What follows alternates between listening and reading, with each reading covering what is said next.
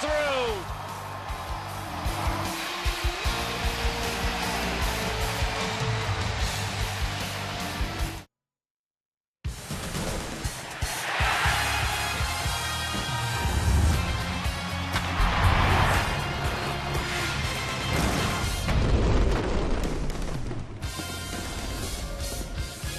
Well, the corner of Waveland and Sheffield fans filing into the bleachers as we get you set for a night of Cubs baseball here on Comcast Sportsnet.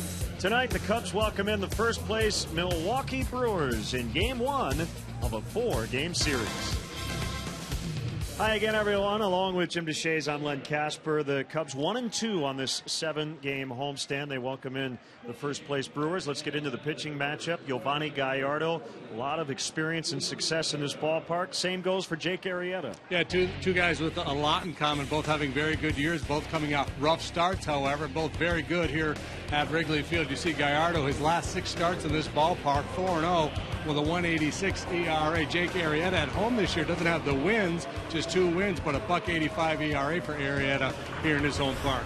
Well, the Cubs don't go to extra innings every day, but the last 2 weeks, every other day, they have 6 times in the last 12 games. That means the bullpen's got to be good, and it has been. Yeah, a lot of pressure on the bullpen of late, and that was one of the goals this offseason, improve the bullpen. Much improved from last year. This club has shaved about a half a run off its bullpen ERA this year, and over the last 14 games, some real quality work, 2.38 ERA, keeping the walks down, strikeouts up, strokes been good. Justin Grimm has really been good of late, and of course, Neil Ramirez just back from the DL to have add a little fresh arm to that pen as well. So the Brewers 2 games up in the division. They've been in first all but 4 days here in 2014.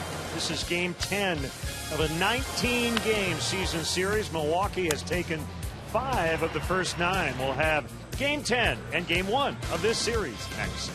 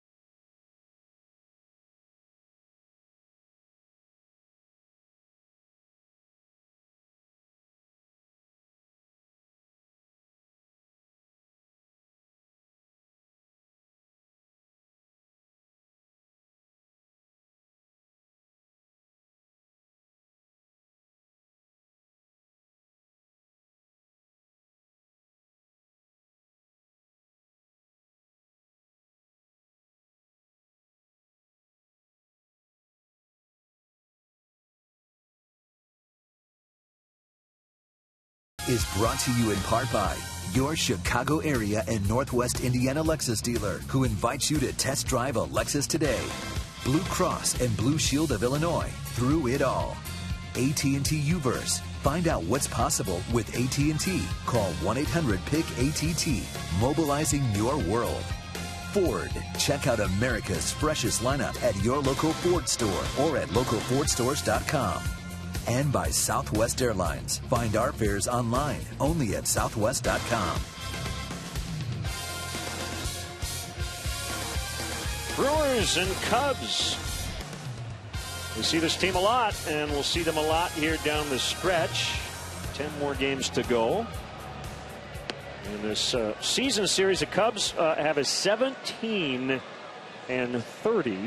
record against their own division. That's the worst intra-division record in all of baseball, and they hope to certainly improve upon that as they play 4 teams who all have playoff aspirations, and the Brewers have been pretty much in the driver's seat throughout as we check out their Southwest starting lineup. Gomez, Lucroy, and Braun at the top. Ramirez, Jeanette, and Davis are in the middle. Reynolds, Segura, and Gallardo, who has always hit well, batting ninth. The defense for the Cubs this evening. Coughlin, Alcantara, Ruggiano in the outfield. Infield third to first of Valbuena, Castro, Baez, and Rizzo. Wellington Castillo behind the plate. Our Lexus starting pitcher tonight is Jake Arrieta. He works for the 18th time, 6 up, 3 down, a 280 earned run average. He's allowed just 3 home runs in 103 innings of work, 82 hits, 28 walks, 109 strikeouts. Got knocked around pretty good last time out up in Denver, but other than that, he's been rock solid. Tim Welke, the crew chief, gets to play tonight. Todd Titchener, Clint Fagan, Tim Timmons on the bases.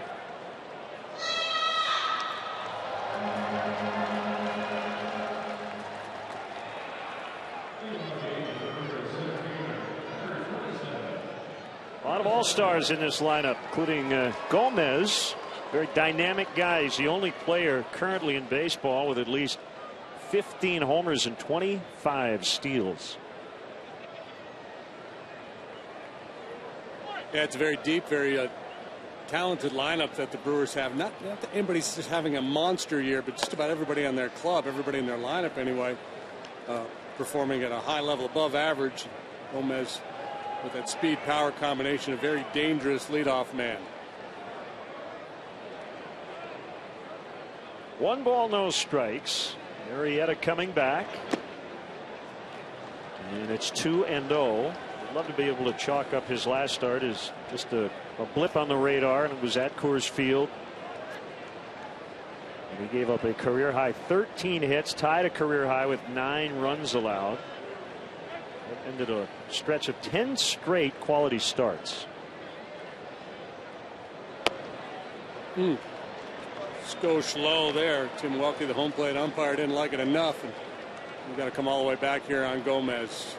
Look at our pitch tracks, and indeed a little bit low.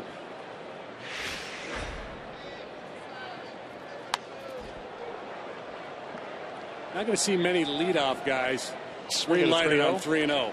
I don't know if I've ever seen the first batter of a game swing at a 3-0 pitch. Can you remember? I don't. I can't, but it's not something I would have put in the memory bank. But it is very unusual. But he does have that kind of power.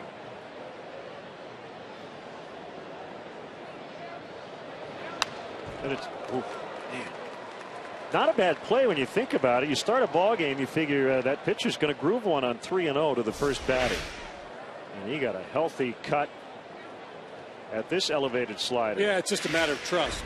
The last thing you want to see in that, visiting dugout is Gomez going out of the zone on 3-0. As long as he's hacking at a strike, you're okay. 3-2, grounded into center. So leadoff single.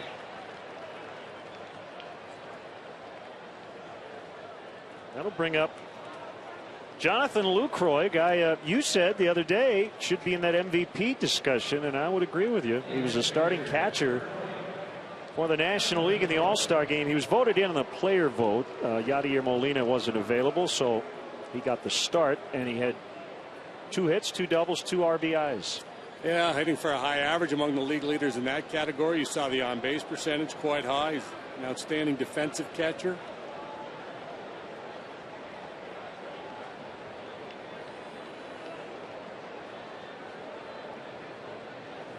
Obviously, Gomez a threat to run with his 25 stolen bases. The Brewers are very aggressive, maybe the most aggressive team in baseball when it comes to base running.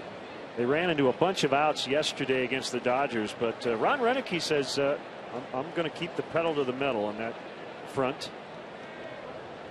Ed Cedar, the third base coach, rarely stops a guy on a base hit.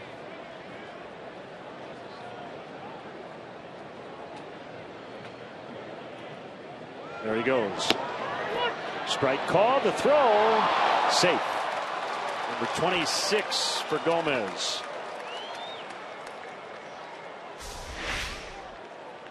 26th, and he's been caught 7 times. The throw had to be perfect. A little bit short on the shortstop side. Baez in his haste to grab and tag, never does secure the baseball.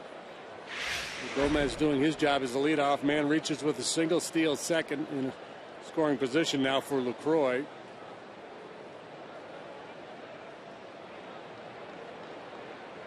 He'll really focus on the right side of the diamond here.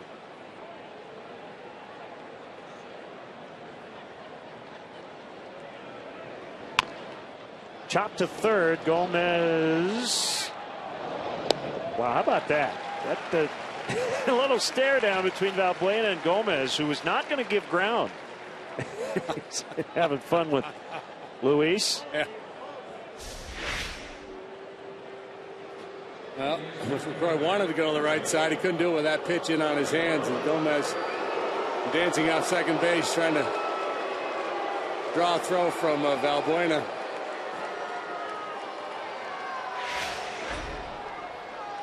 Gomez, his actions on the field, he takes a lot of criticism for being a showboat and things of that nature. That to me, that right there is good. That's just playing the game, putting a little pressure on the opponent.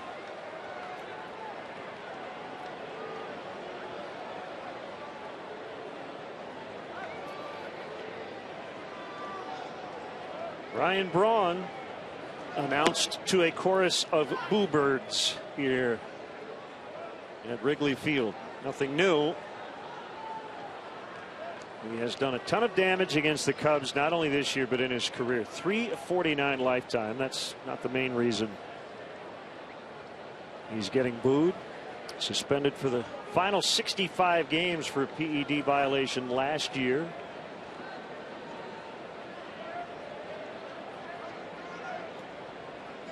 Got a standing ovation on opening day in Milwaukee. So the home fans have forgiven him, even though most other fans have not.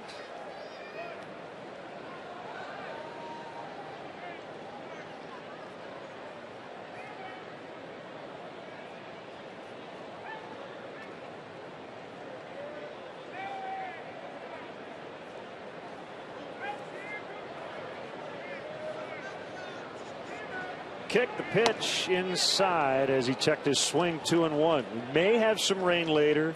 We hope we don't. And Braun, when healthy, when not suspended, one of the steadiest performers in all of baseball. High average hitter with power. He can run the bases. Made the transition from the infield to the outfield, and from left now to right field.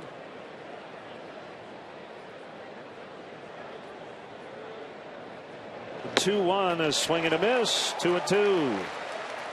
And a guy that's got good life on the fastball, I think inside's a good place to go. Braun really good middle of the way. He'll drive the ball alley to alley. Good power to right field. So if you've got the kind of fastball that Arrieta does, it's worth taking some shots inside. Good life on this two-seam fastball, and well placed. Gomez with a pretty good lead out there as second. And now Arrieta bluffs him back. Baez was sneaking in behind him. Yeah. Obviously Gomez with his speed, his sense of daring, always worth keeping an eye on.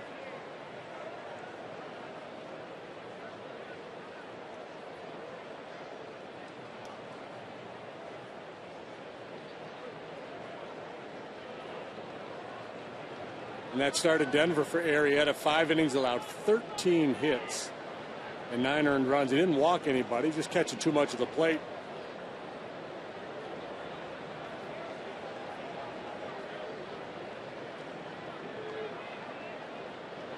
There goes Gomez. That ball pops out of the mitt of Castillo. Gomez thought about trying to score as he went about a third down the line before heading back to the bag. So a strikeout and a pitch that got by the catcher, and they're now at the corners for Ramirez.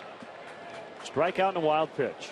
Well, yeah, and Gomez causes a lot of this. Watch Castillo. He's got his eyes on Gomez as he's taking out for third base.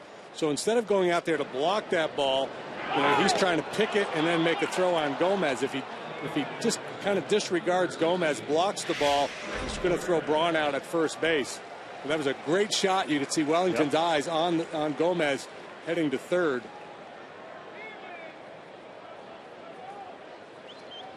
Gomez gets a stolen base The wild pitch allowed Braun to reach first. So Gomez has stolen 2 bags here in the inning, and now former Cub Aramis Ramirez.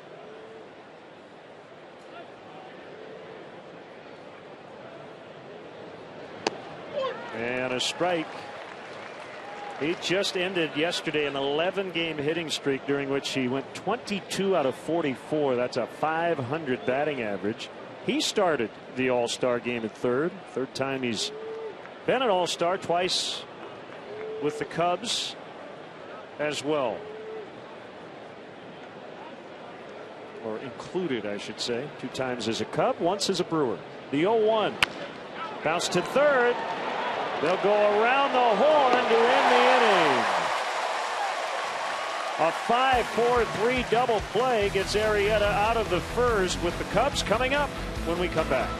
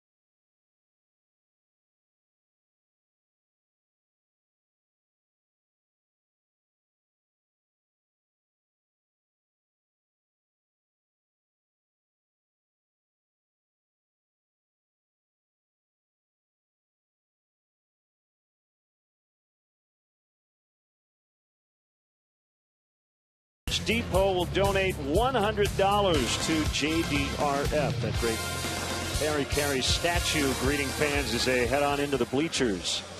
Now the Cubs Southwest starting lineup. Chris Coghlan is that Cubs leadoff man. Baez, Rizzo, Castro 2 through 4. Luis Valbuena would like to forget about the weekend against Tampa Bay. He didn't have a hit, struck out a bunch. Alcantara's in center, Ruggiano in right, and the battery tonight goes 8 and 9. Castillo and Arrieta. Defense for the Brewers. Davis left. Gomez capable of big things in center field. He's also capable of a big mistake out there too. A very dynamic player. Ryan Braun's the right fielder. Aramis Ramirez has been rock solid at third this year. Gene Segura, big arm at short. Jeanette Reynolds on the right side of the infield. Jonathan Lucroy pretty solid behind the plate in terms of the throwing. The pitch framing, he gets very high marks. And the veteran Giovanni Gallardo, he's never had a losing season. He's break even so far this year with a .354 earned run average. And a strike called on Chris Coghlan. Gallardo's best pitch is his curveball. He does have the highest ground ball to fly ball ratio of his career. He's throwing his sinker a little bit more often. And he hasn't lost in this ballpark since 2009. 6 starts without a defeat since. Working from the extreme first base side of the rubber. Popped him up. Reynolds from first will come in and make the grab for out number 1. And so Gallardo, you know, 2 and 4 seam fastball, pretty good life on the heater. Slider and a curve, rarely uses a changeup. Curveball serves as his off-speed pitch, and he'll cut his fastball in on the left-handers. Just good, solid major league starting pitcher. Has been for a number of years now. 87 and 59 in his career with a .370 lifetime ERA. Now Javier Baez, game number 7 of his big league career. Through 6, he's got 8 hits, 3 homers and a double. The rest are singles. He has struck out 12 times, at least 2 strikeouts in 4 of the 6 games. It's been a little bit of all or nothing to this point. And Gallardo's 1-0 is bounced foul.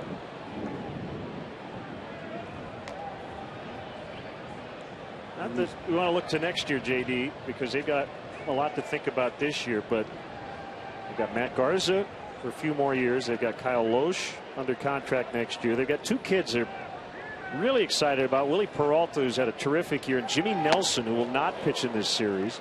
So they kind of have 4 guys set. Gallardo's due to become a free agent. So one of the questions is, will he come back? Probably depends on the price tag, right? He came up at a young age, so he's not that old, even though he's been in the league for a few years. 28, as a matter of fact. 1-2 is high and in.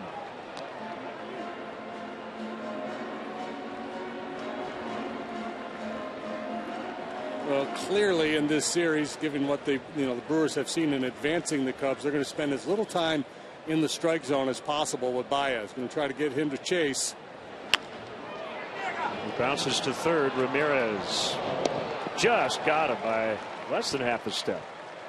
So then the question becomes, can their pitchers execute that game plan of staying out of the zone, and can Baez not chase and force them back into the zone? In this instance, Gallardo wins the battles. He gets Baez to expand the zone and go after that breaking ball well down and away.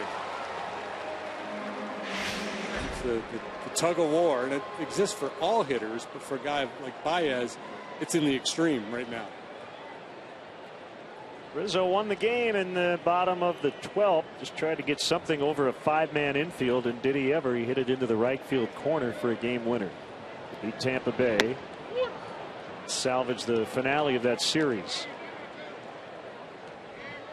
The Cubs struck out 44 times in that set for a 3-game stretch. That is a club record. And Elias reporting it tied a modern era record for a 3-game series.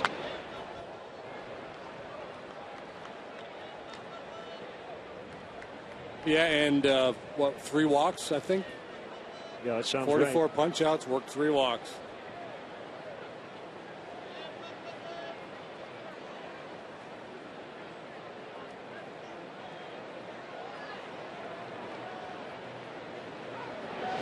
Swing and a miss. I guess on cue. First strikeout for Gallardo tonight. 0-0 after an inning.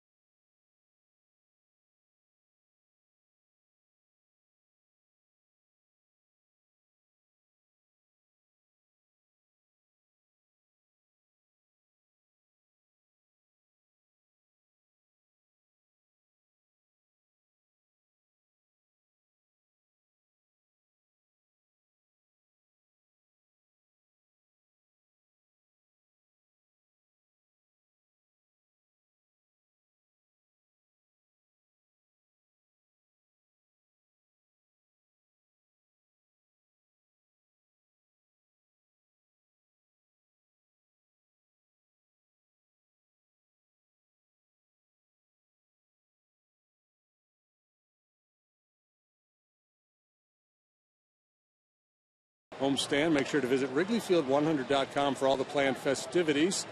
So 2 more night games with the Brewers tomorrow and Wednesday, and then a day game on Thursday afternoon before heading off to New York. For tickets, visit Cubs.com. Thought I saw somebody in the spirit of things in some 80s garb. That might look kind of 60s.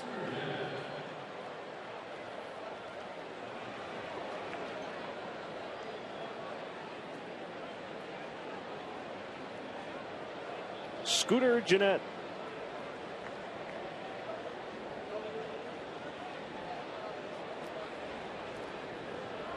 Platooning with Ricky Weeks. Pretty straight platoon, so we should see Weeks on Wednesday night against Tsuyoshi Wada. Outside for ball one. Brewers kind of nicked up, which is not a big surprise as we get into the middle part of August. Gennett and Gene Segura battling quad issues. Swing and a miss. 1-1.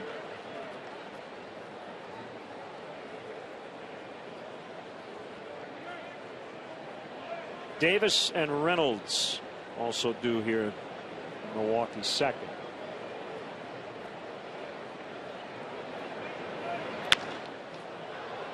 It's line foul off to the left.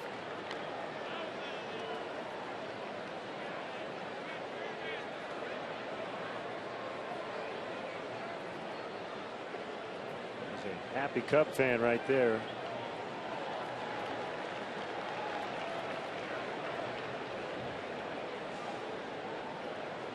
Arrieta's 1-2. He got him.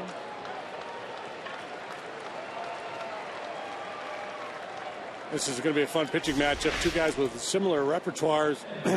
Good breaking balls from both guys.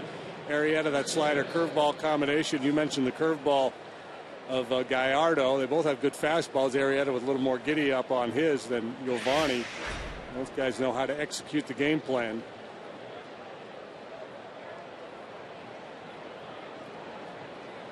Chris Davis.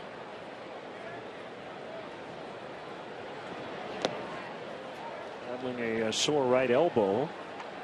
1 ball, no strikes.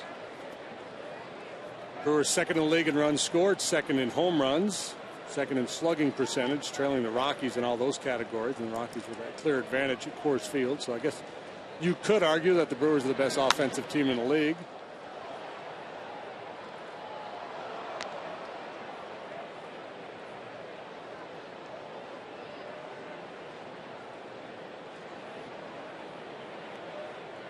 Games above 500, 6 games better than the break-even mark, both at home and on the road. They've gone off to a great start on the road. They won 11 of their first 12 away from Milwaukee, but they've dropped their last 5 consecutive series in the gray uniforms. 4-10. Their last 14 on the road.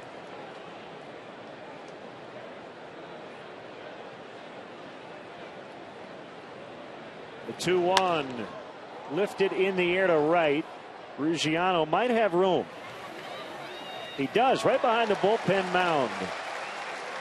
Not much foul territory there in that little triangle area where the line starts to meet the wall.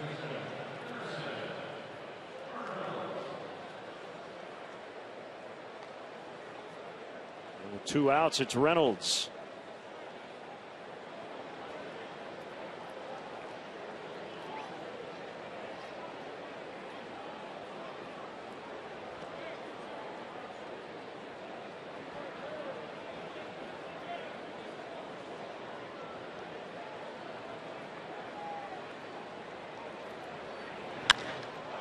Reynolds sends one high and very deep and very gone. Great grab by a fan in the back row of the bleachers. But it's 1-0 Milwaukee.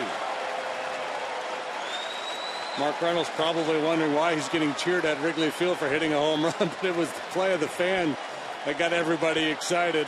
Reynolds, all he did was give his team the lead. His 20th home run. That's a pretty dangerous bat lurking near the bottom of the batting order. Fastball drifts back into the swing of Reynolds, and no doubter for our Ford home run replay. And boy, he's mashed a lot of them in a long big league career. That's the play of the day so far. If you're into silver linings. That is no, yeah, he made that ball is from like 1950 that he threw back onto the field. That was see that thing? That was his first Little League win ball he just threw back onto the field. Pretty good sleight of hand. Outside on Gene Segura. Let's see. There he goes down to the bleachers. Takes the handoff to the wife.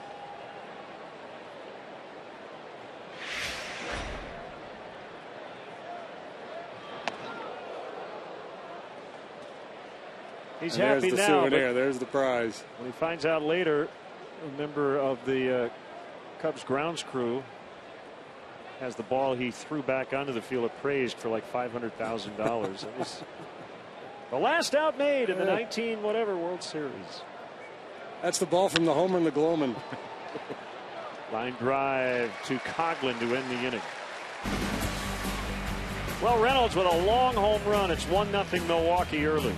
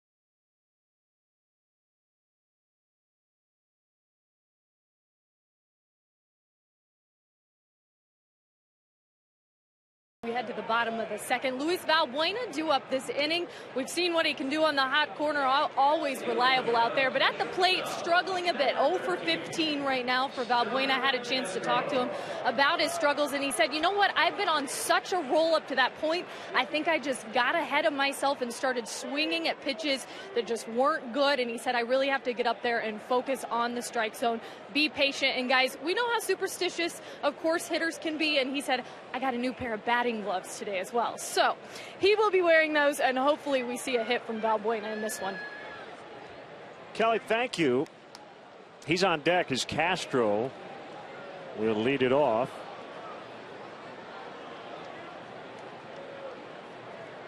Starlin has hit in all 9 games this month.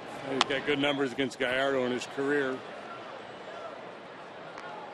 I was watching Valbuena's batting practice today, and yeah, he was working real hard trying to stay through the ball, hitting the ball the other way, middle of the diamond, just making sure he stays long through the zone. Castro, a .378 hitter off of Gallardo, 14 out of 37.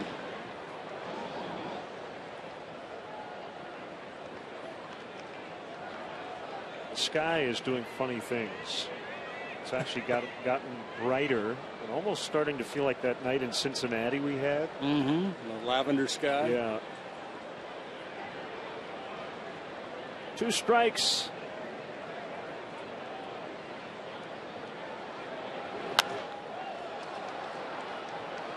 Fouled off of first and out of play.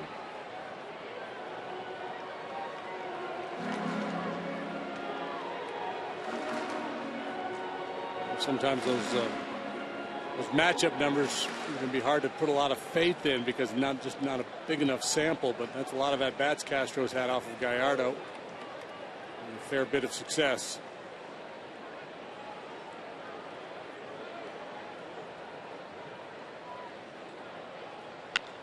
And a base hit. That's a 10-game hitting streak for Castro.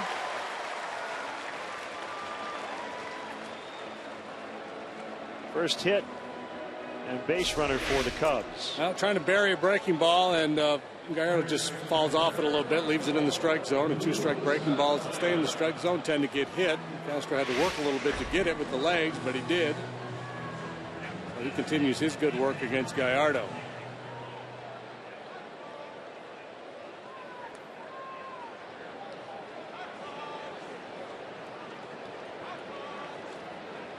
Here's Valbuena. Rough weekend, as we mentioned, against the Rays. 0 for 8 with 7 strikeouts. And as Kelly mentioned, 0 for his last 15. And swings and misses for strike one.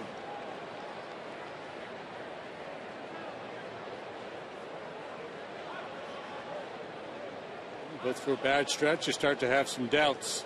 You have to question your approach. Try to hit your way out of it, and you end up chasing bad pitches.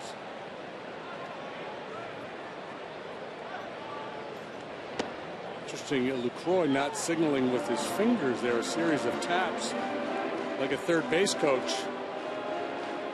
Perhaps Gallardo has a hard time seeing the signs.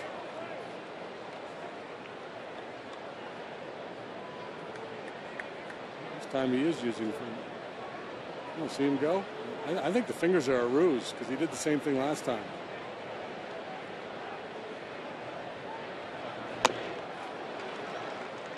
One and two.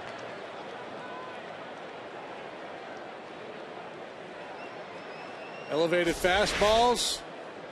That's bad medicine for a hitter. On their way up there. Nothing good's going to happen.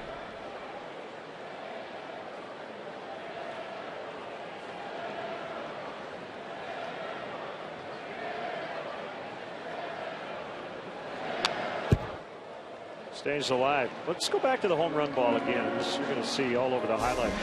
This is great focus by this young man. I mean, he was. He took a home run away. He did. I was going to say, if he had been playing the game, he would have taken away a home run. See that? There we go. If I were commissioner for a day, that'd have been an out. Yeah, a designated fan.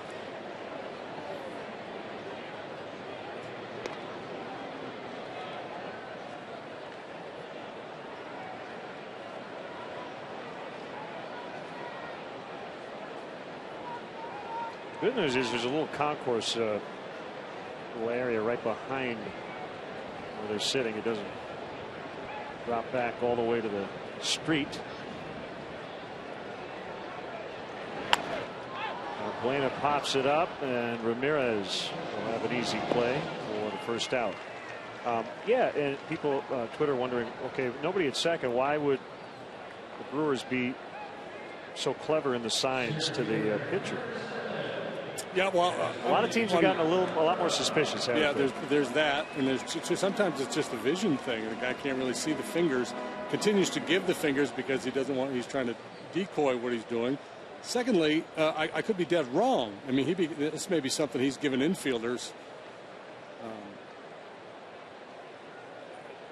Maybe it's a nervous twitch, but it was the previous pitch to like the first or second pitch of that at bat where he had a whole lot going on. Now we're going to throw over. Well, we're not. He is.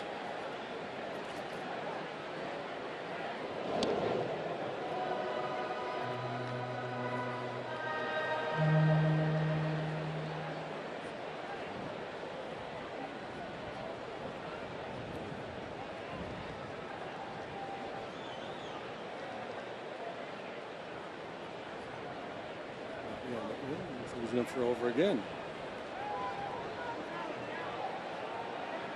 Castro not a base stealer, but Renicky may be thinking hit and run.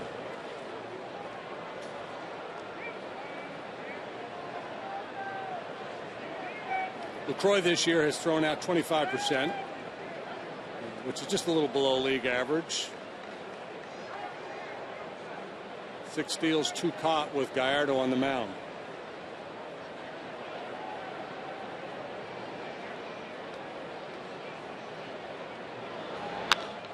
Alcantara lifts in the air. Ron calling off Gomez. He makes the play. Making the switch from left to right this year.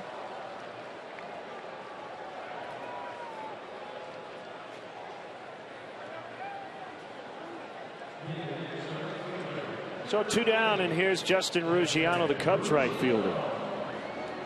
Gallardo's last start, he was a losing pitcher, got beat by the Giants 7-4. He worked 4 innings, allowed 9 hits and 4 runs. Shutout baseball in his previous 2 starts. 7 shutout at Tampa, 7-2 third shutout versus the Mets. Castro faked towards second, then put on the brakes. And the breaking ball missed on Ruggiano.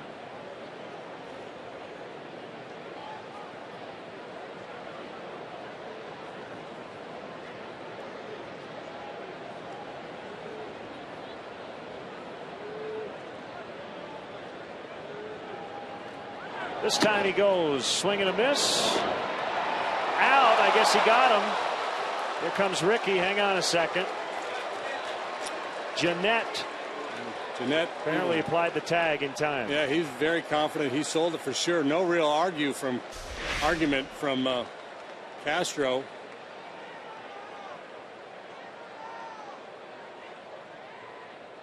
Yeah, it looked like he got him. Maybe more than once. There. If he got him on the foot, he was out. He gets the foot before the hand gets in, I thought. Well, maybe not.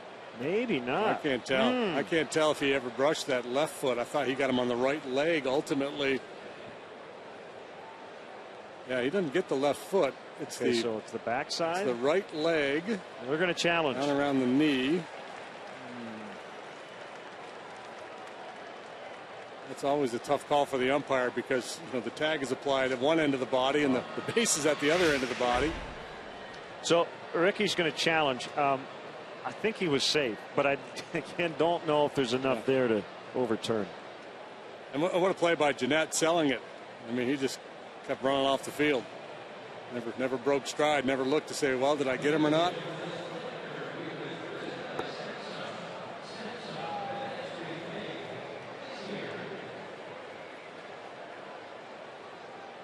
If he's called safe, there's nothing there conclusive to say he tagged him.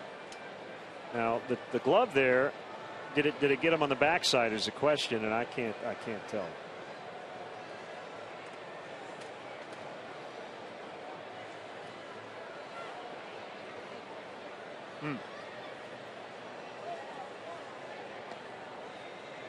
What's your guess? Not what your guess is safe or out. What do you think they'll call? Let me wait for this coin to come down.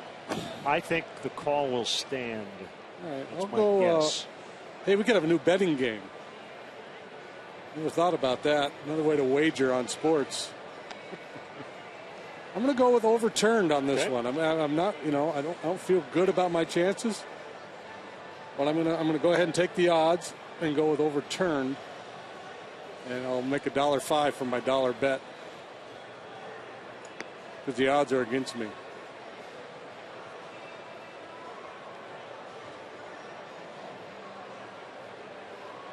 And my thinking is they're going to have a clearer, more definitive look in New York than what we had. Oh, down a buck.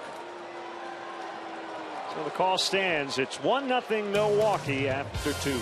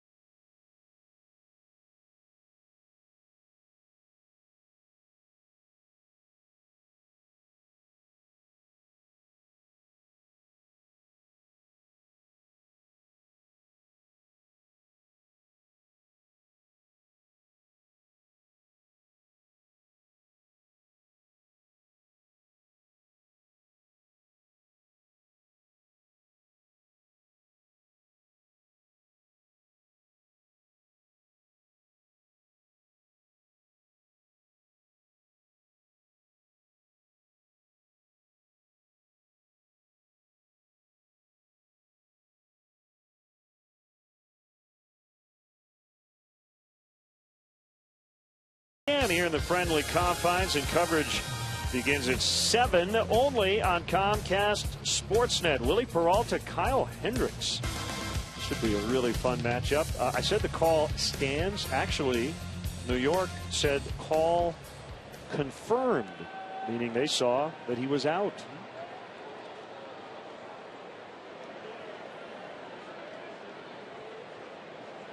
Gallardo can hit as he takes a strike. He's got 12 career home runs.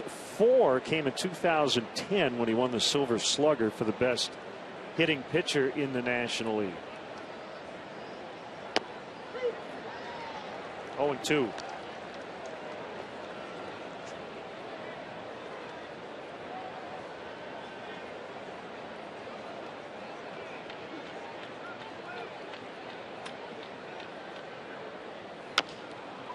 Chopper to the mound, and Arrieta will throw him out.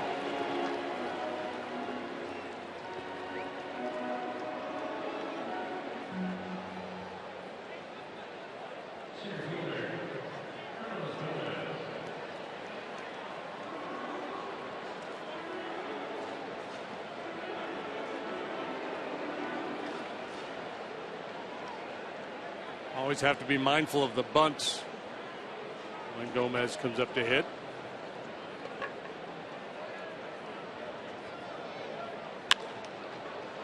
Past Arrieta. Baez will pick it up behind second, and he throws out Gomez.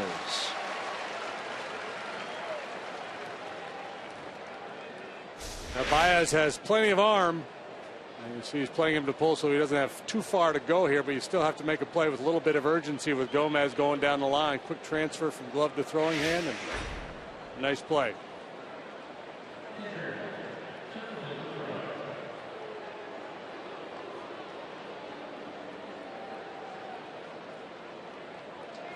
Lucroy with 2 outs.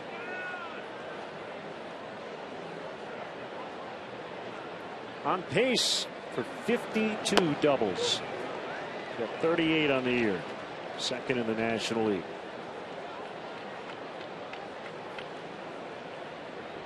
The top 8 in OPS. On base plus slugging. 868 coming in.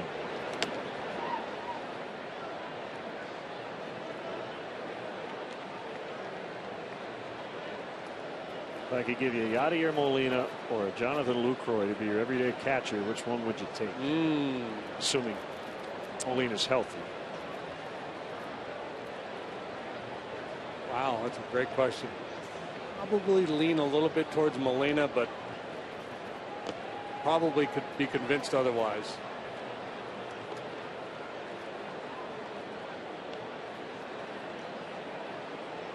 And LaCroix now has gotten down to play a little first base from time to time too. He's become such a good hitter. Give him a day off behind the plate and still keep his bat in the lineup.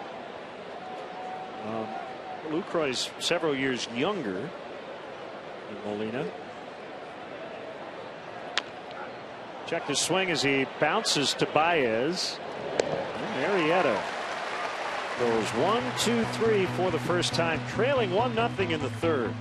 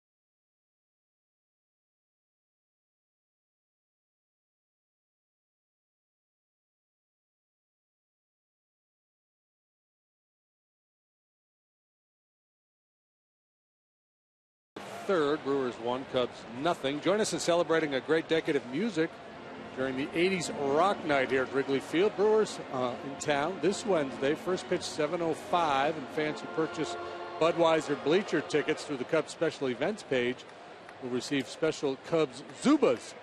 Tickets are only available through Cubs.com/special events. And Justin Grimm rocking the Zubas there to go along with his Carlos Villanueva/Snidely Whiplash t-shirt. Cristiano was at the plate when Castro got caught stealing. He flies to Braun. Lead off the bottom of the 3rd. That'll bring up Wellington Castillo in the 8th spot tonight. Giancarlo Stanton having a night. Offense, defense, the whole deal. 5-3 the Marlins lead the Cardinals as they go to the 6th. He's hit 2 home runs. He's got 31 on the year. Wasn't that long ago, JD, when he was trailing Anthony Rizzo. He's now leading him by 6 homers in the National League race. No, we were talking MVP there a little bit ago. He's certainly in the conversation. Strike called on Castillo.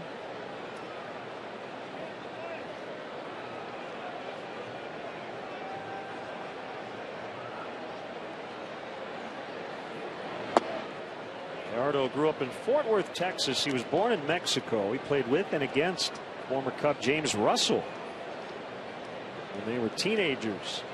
Played on the same travel team and then different high schools in Texas.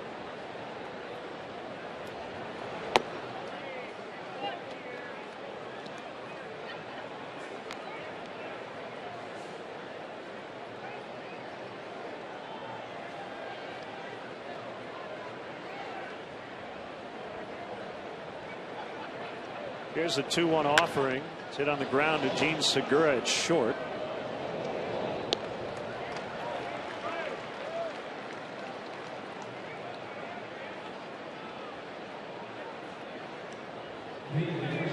Now with the caught stealing of Castro in the 2nd, a chance to face the minimum through 3 here for Gallardo. That's a page out of Arrieta's playbook. Arrieta, in most of his starts, just kind of breezes through the first 3 or 4 innings.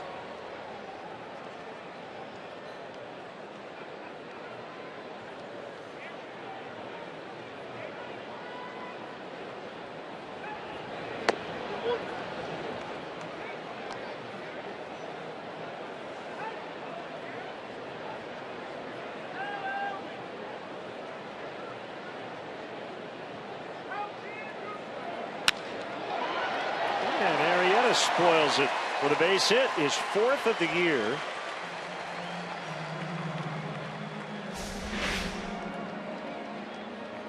Front foot down and picks on that slider, and good solid line drive single for Arrieta.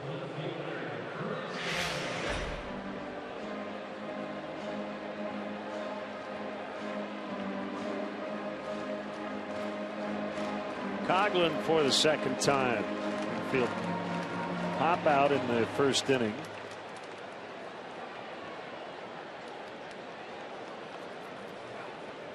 Finished up a long weekend set this afternoon in Philadelphia, and the Mets, the Cubs' next opponent, beat the Phillies 5-3. Let's take 3 out of 4 in that series. Every game decided by 1 or 2 runs.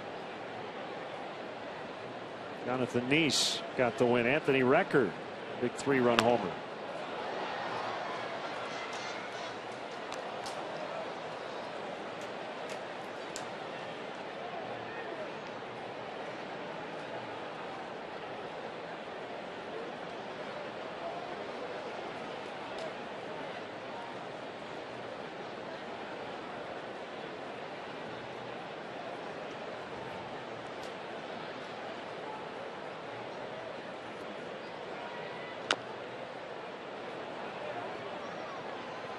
Time for our lows never stop improving. Chris Coghlan has been terrific since the beginning of July. If you go back to July 1st, he leads the majors in OPS. Really good for an extended period of time now.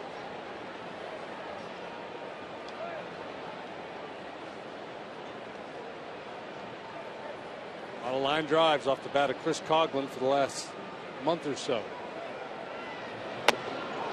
Swing and a miss on a heater at 93, and Gallardo gets out of the inning. 1 hit, no runs. He leads 1-0 after 3.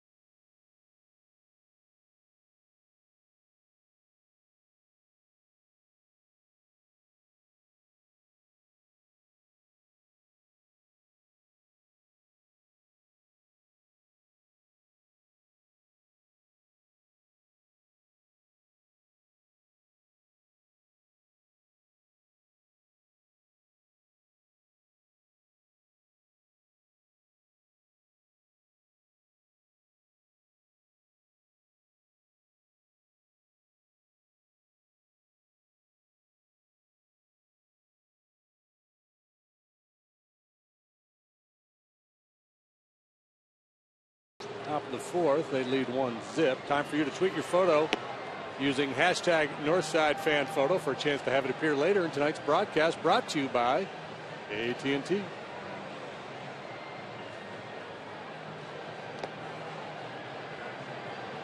Good matchup on the mound tonight. Arrieta and Gallardo. Mark Reynolds with a long home run in the 2nd, the only run to this point. Braun, Ramirez, and Jeanette in the 4th inning.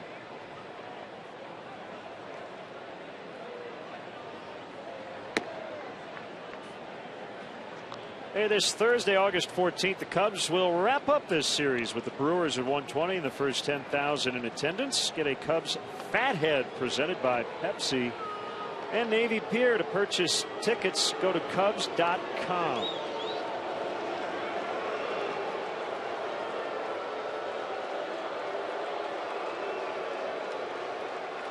Ryan Braun struck out in the first inning when reached on a wild pitch.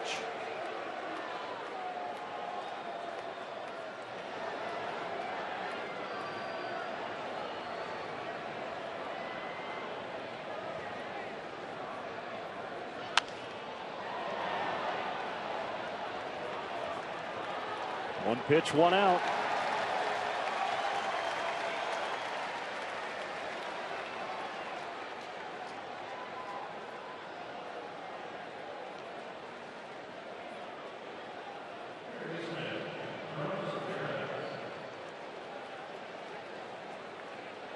Ramirez, 363 homers as a third baseman, 6th most at that position all time.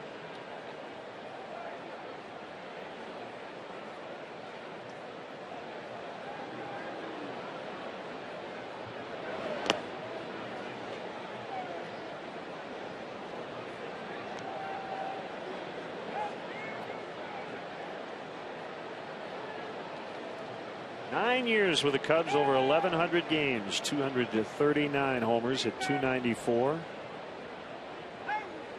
Slugged .531. Bounces one to a backhanding Valbuena.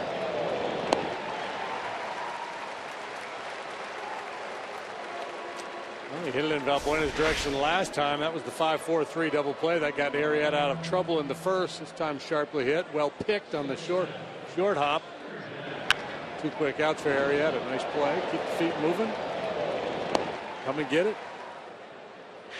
And Ramirez, too, when he first came to the big leagues with Pittsburgh, he had a lot of problems defensively, but he has more than smoothed that out. He's turned into a very good defender. You know, I was just thinking about the 08 team that won 97 games under Lou Piniella. That was 6 years ago.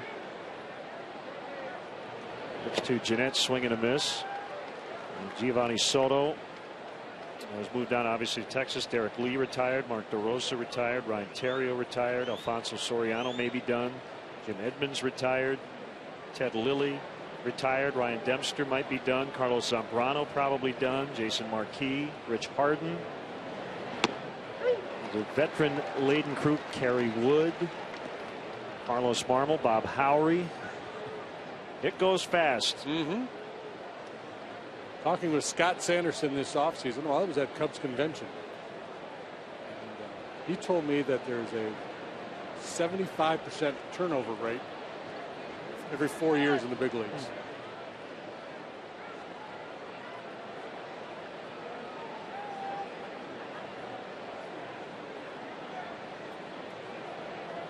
Two strikes on the Brewers' second baseman. And he lines to a leaping Baez. Second, 1, 2, 3 for Arrieta. He's sent down 6 in a row since the Reynolds home run. 2, 3, 4 when we come back.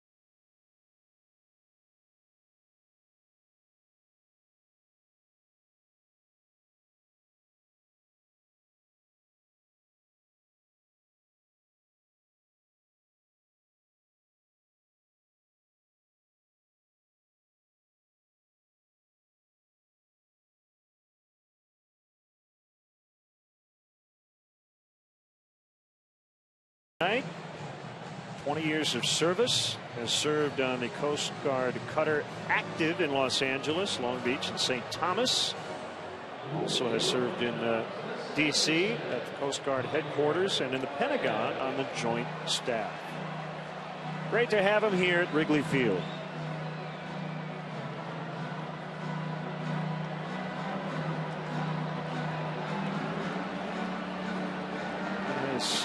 Started to lightly rain as we play the bottom of the fourth.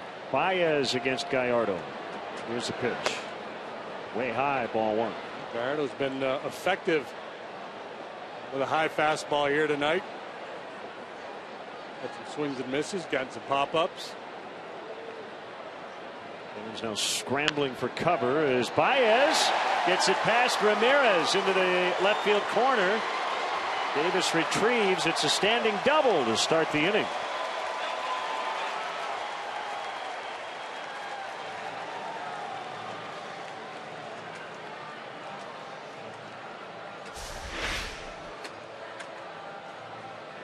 Breaking ball stays over the plate, down around the knees, and just too hot to handle for Ramirez.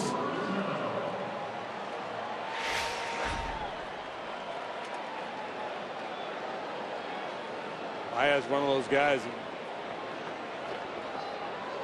where the ball, you watch him take BP. You don't watch so much as listen to his BP. The ball just makes a different noise.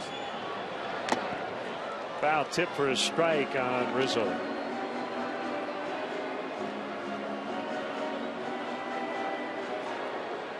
Raining a little harder now.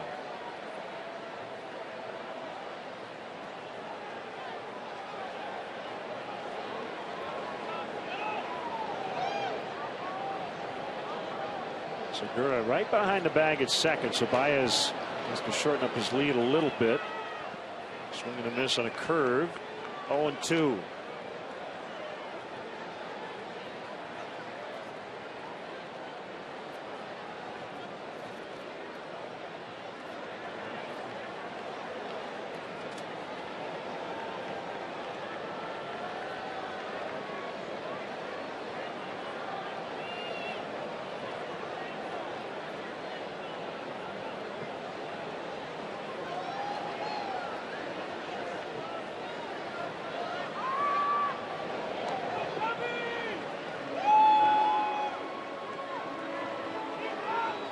And normally a middle infielder shortstop will put a daylight play on with a base runner where he'll, if he gets daylight between the base runner and the base, flash his glove, and that'll be an indication to the pitcher to go ahead and turn and make a throw. Here there's already daylight because he's stationed directly behind second base.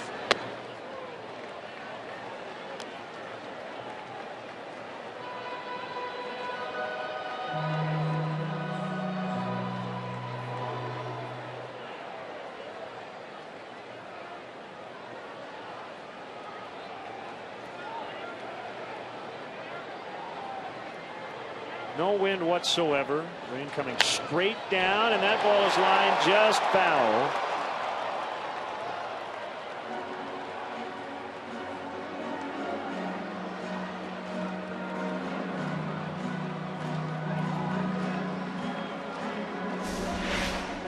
Bid to tie the ball game. Ben's just a little bit foul down the first base line. Reynolds playing Rizzo to pull pretty tight to the line to begin with, so not a whole lot of room to squeak one by Reynolds.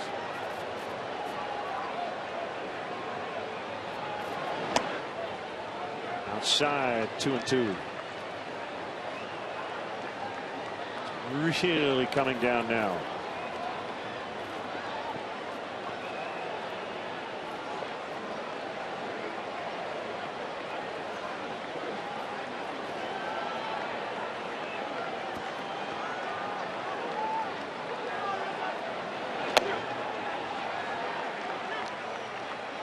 Full count, 3-2. Castro on deck. We're in the fourth. It's 1-0 Brewers.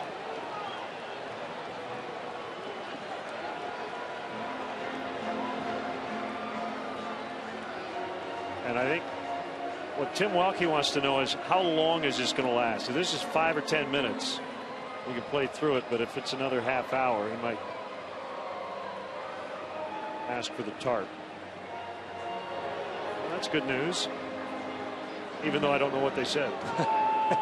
Well, yeah, he may have said, okay, let's play on through, or he might have said, let's wait to the end of this at bat.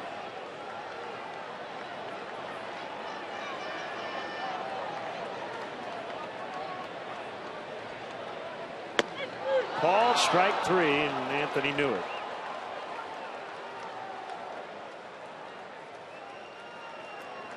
Third punch out for Gallardo. Got him swinging last time, and I think Anthony was guessing breaking ball here and just locked up by the good heater from Gallardo.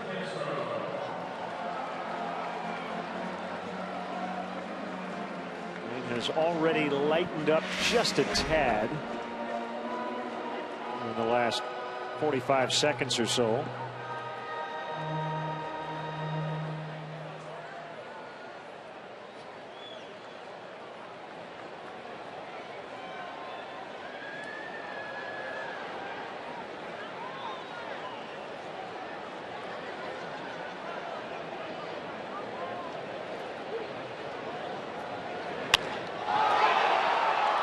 He hit it right at Davis. Good contact, but he lines out.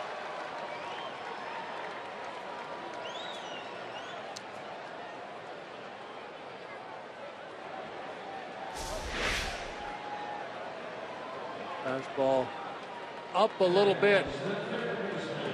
That took some of the steam off that line drive from Castro. Now leadoff double by Baez. 3-4 coming up behind him. You feel pretty good about your chances. Now it falls to Valbuena. He's been in a deep funk. See if those new lucky batting gloves can deliver for him here.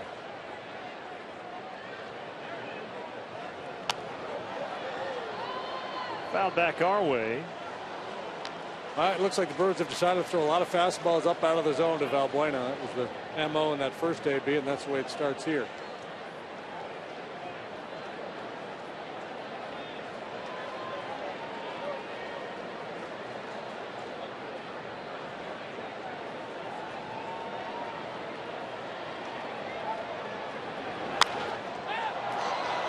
Popped up on the infield. Gallardo hoping somebody would get it, and his catcher does. That's Lucroy to end the inning. Leadoff double wasted in the rain. 1-0 Milwaukee.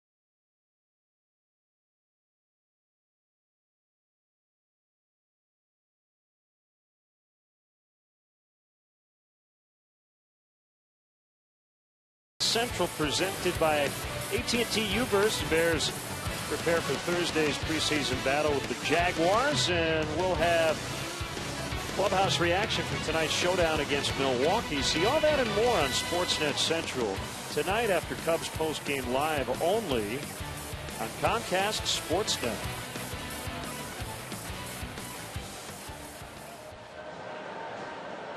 Rain has stopped as Arrieta gets ready for the fifth, trailing 1-0.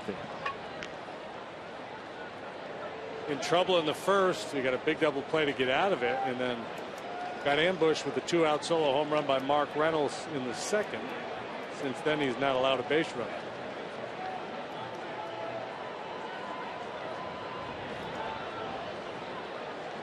This guy capable of ambushing you as well.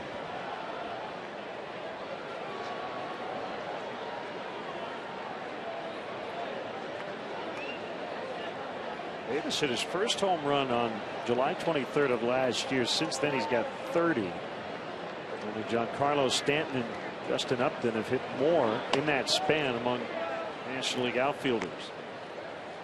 1 ball, no strikes. His emergence, forced to move to Ryan Braun at right field. With a .596 slugging percentage last year, .949 OPS. He and Scooter Gennett really did a good job last year late, filling in for Braun and Weeks, and have become a big part of this first place club this season. 2-0 the count on him. Grounded back to Arrieta. And a lob over to Rizzo. Time now for our Xfinity high speed action. Mark Reynolds with a booming home run to the back of the bleachers. And a great catch by a man named Mike Poulin from Rochelle, Illinois. I've gotten a ton of tweets and texts and emails. Kerry Muscat went out and interviewed him for MLB.com. Covers the Cubs, and 65 years old. He's retired. Played softball for a long time. I'm being told that he is a senior PBA bowler. He's a good athlete. Yeah, he can do it all. The ball he threw back, I guess, is one his dog has played with and probably has chewed on quite a bit because the threads were frayed, to say the least. His dog is going to be mad. Boy, his favorite chew toy. His dog's famous. Swing and a miss, 0-2. A lot of people immediately recognized him.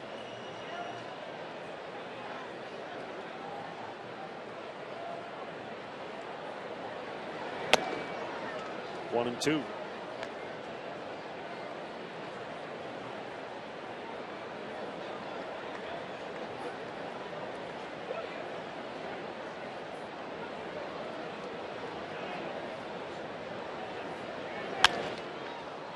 He grounds right to Baez. That's good advanced scouting. Well, those are the kind of plays right there, JD. I got to feel like Adam Melhuse, Kyle Phillips, Cubs advanced guys, they love seeing this. Mm-hmm.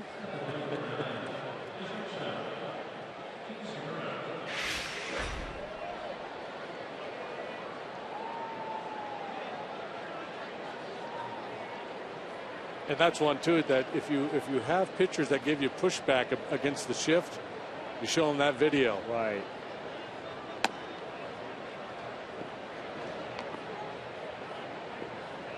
Bobby Basham, Kyle Evans, Nate Holm, they'll do a great job. Obviously, you don't hear their names a lot, but we see all those guys in the clubhouse, on the road, and they're talking to Ricky Renteria and the coaching staff about all the opponents they see and they've seen prior to these series.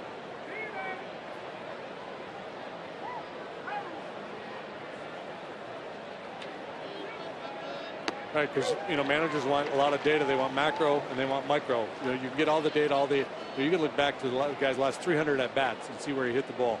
So you've got all that. You don't need necessarily an advanced scout to give you that. But if a guy who's seen the club recently can say, even though over his last 300 bats he's hit the ball here, here, and here, over his last 20 or so bats he's shown an inclination to go the other way. So maybe you want to play him a step the other way in a certain count, or with a certain pitcher on the mound. Ron Roenicke's been using the hit and run a little bit more frequently lately. By the way, I got the third base coach's signs if you want those. All things that advanced scouts focus on when they go in and follow a team for a series or two in advance of your team's next series with them. Well, we saw a couple of things that we thought were funky in the Tampa Bay series, right? With Longoria at third. Positioning wise, they didn't think Junior Lake was going to bunt. Alcantara makes the catch. And I think there was a pitcher up who squared the bunt as well. So, yeah, when you don't see teams a lot, it's a little tougher maybe to scout them. 1-0 Milwaukee.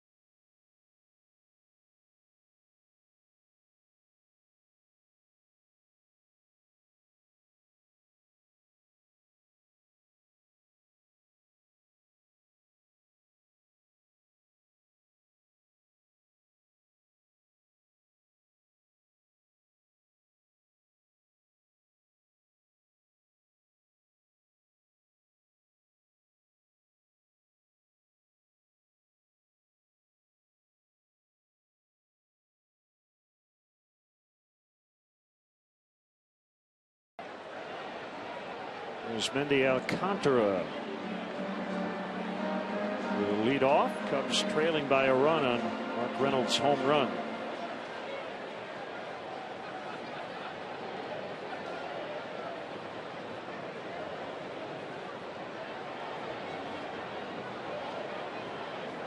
This pitching matchup has so far lived up to its billing. Curve low. The switch hitter Alcantara.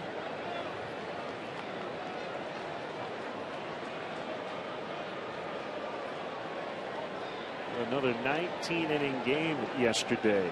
About 2 straight days in the big leagues. Toronto beat Detroit 6-5 in 19. Yeah, Detroit had a 5-0 lead early in that ball game. Toronto came all the way back on them, tied it in the 9th. 6 hours 37 minutes. Longest game in Blue Jays history.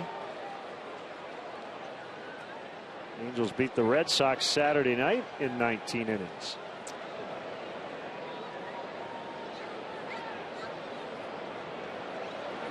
Ruggiano has that one go around his head. He ducks out of the way. Tigers gave up 8 in the first 2 innings tonight to Pittsburgh, trail 8-4. Justin Verlander 1 inning tonight. 4 hits, 5 runs, 4 earned. Anxious times now for Detroit and their rookie manager Brad Ausmus. Buster Olney tweeting, quote, one evaluator had Verlander's fastball 88-90 tonight. Wow. If that's true, my guess is he's hurt. You Swing just and a don't miss. lose that kind of velocity without being hurt.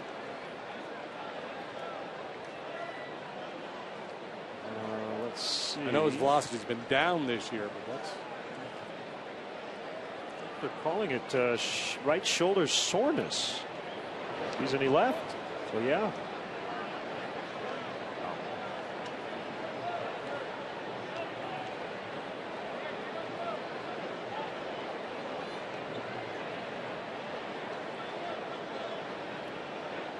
As Ty Ganey once said, he might have a little information in there.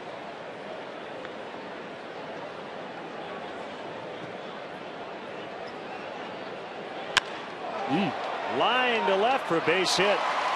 Good top spin on it.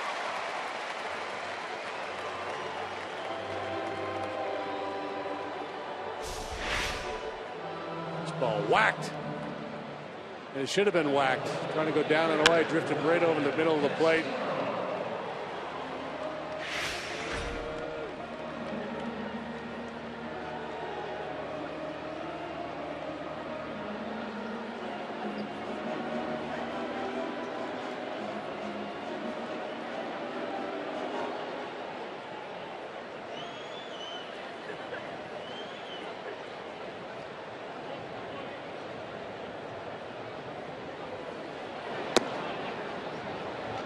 Low 1-0 on Castillo.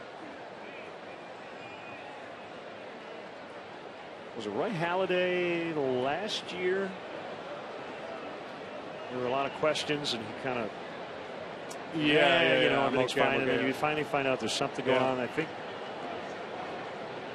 you know, there's a silver lining sometimes when you do have an arm issue, because when guys are dominant and then they're not, it gives you an answer.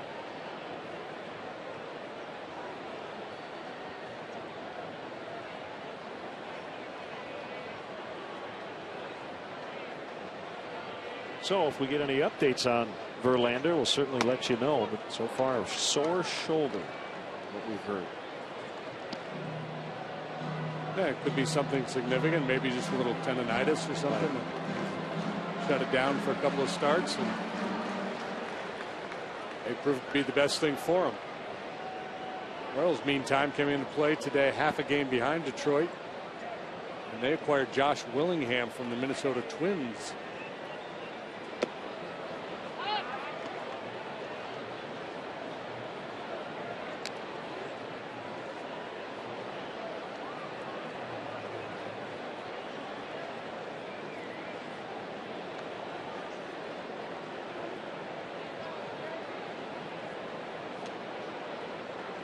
Gallardo been really good on the road. And as we talked about in the open, really good in this ballpark in his career. 2-1 hit on the ground through the hole in the left. Back-to-back singles with Arrieta coming up, and he's 1 for 1. Imagine he'll be asked to bunt here.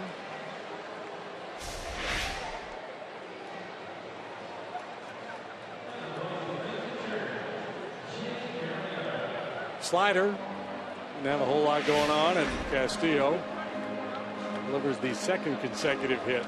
Yeah, this is to me, this is one of those situations where it's kind of a gray area. You can go either way.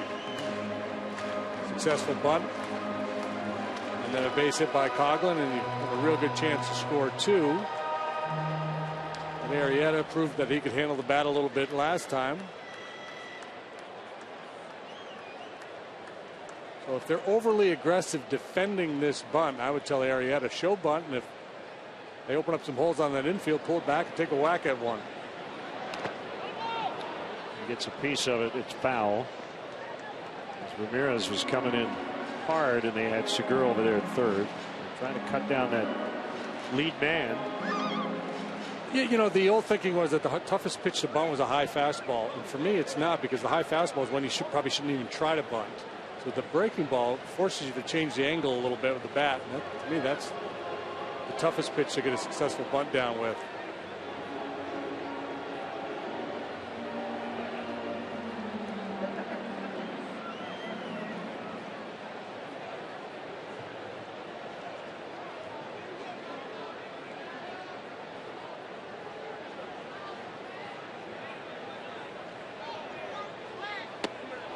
He swings away, got a curve, and he swung over the top. 0-2.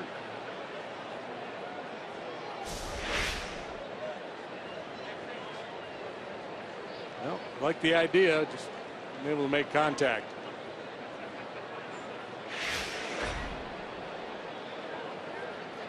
Ramos Ramirez over at third base, letting everybody know what bunt defense is on. Segura cheating towards third. Right side of the infield, wide open.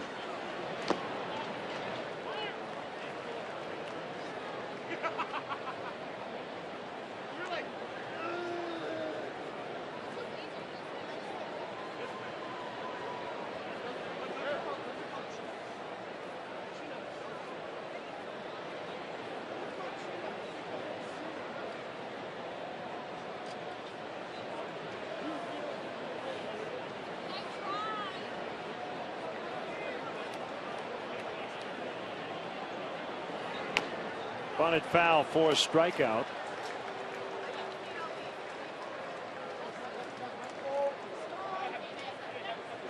And it'll bring up Coghlan with 2 away.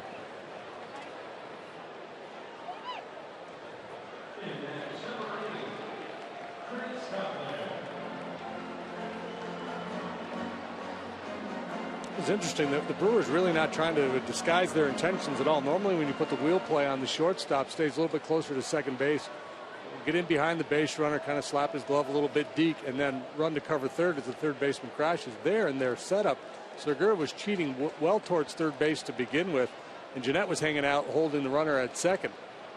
Kind of an unconventional look at the wheel play. And it gets past Reynolds. The Cubs will at least tie it. Ruggiano scores. Castillo's going to be held by Gary Jones at third. It's 1-1.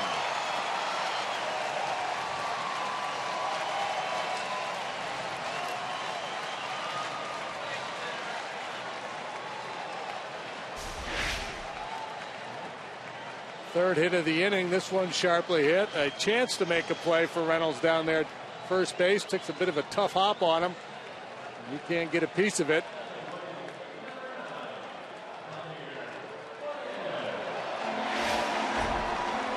So it's a double for Coghlan, and it's 1-1. That's one you probably should at least knock down. Chance here for Baez. I don't know who's happy about that hit. Theo Hellman, he just turned 16 yesterday. Means his dad Tom might have to give him a keys to the car. Tom Otis Hellman, the Cubs fine clubhouse manager. Trying to figure out what kind of car he was going to buy his son for his 16th birthday. Yeah, I think it's time to step up, Otis. One strike to Baez. Here it is. Big hack. Couple challenge fastballs there from Gallardo, going outside of the playbook and challenging Baez. I don't think that's really what Ron Renicky wants to see. Of course, Gallardo, a little bit of a dilemma, and that Rizzo's on deck.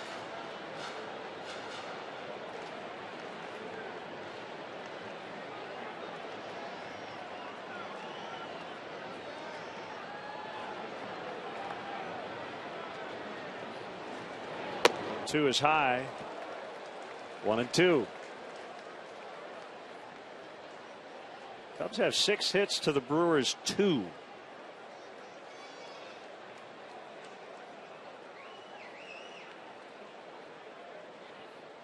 That little guy, his arms folded there, he looked like a future manager. Yeah, he had that look.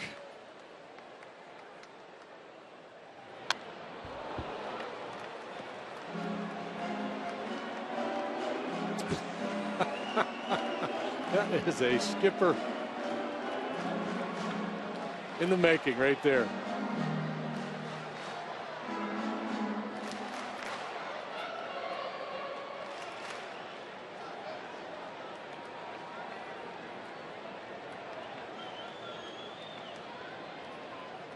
At the end of the bat, but it's going to fly out there and it's going to be caught. Baez is so strong. That was right off the end of the bat, and it carried all the way out to Chris Davis to end the inning. But the Cubs knotted up at 1-1.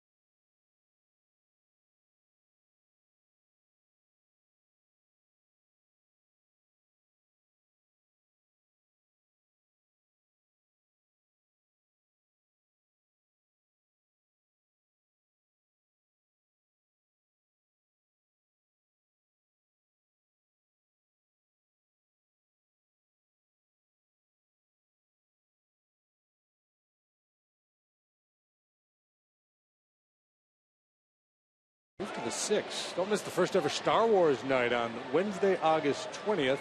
Fans who purchase tickets through the Cubs special events page will receive a special Jedi Rizzo bobblehead, with a portion of the proceeds going to the Anthony Rizzo Family Foundation. Don't miss out on the intergalactic fun. Tickets are only available through the Cubs.com/special events. You know what we will not say that night? To infinity and beyond, because it's not from Star Wars. So we'll just say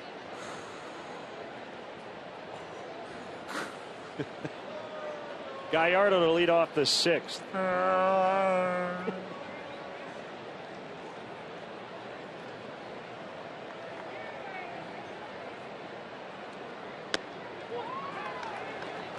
Sinker for a strike.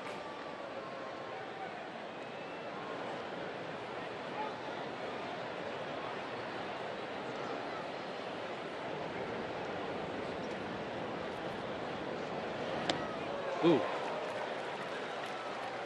That's a yellow hammer there. Battling curveballs at times tonight. Gallardo's has flattened out on him a little bit. His breaking stuff. Good sharp one there from Marietta.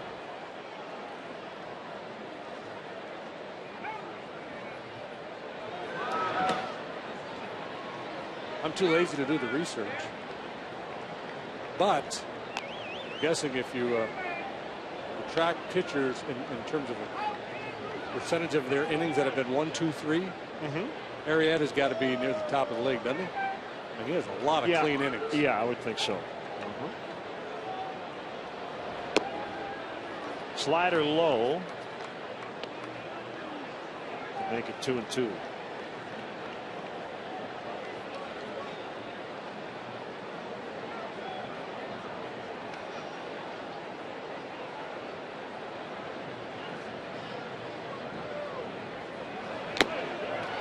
Foul tipped on a slider.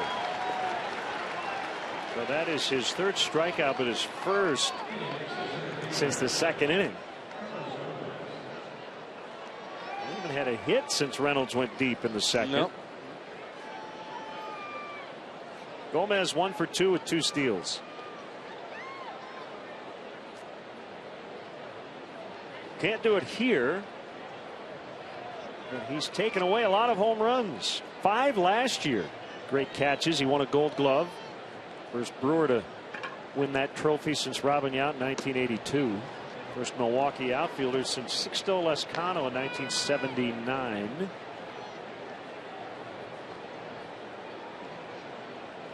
A lot of energy. That motor runs hot. Go, go, go.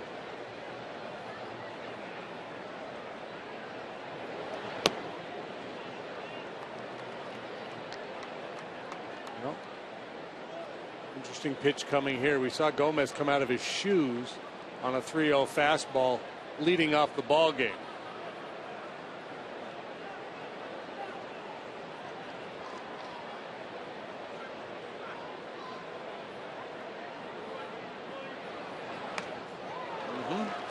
Good way to counter that. The hard slider from Arrieta.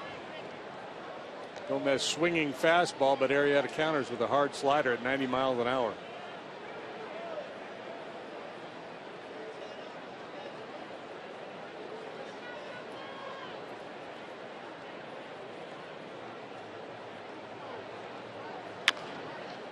Bounce to third, foul.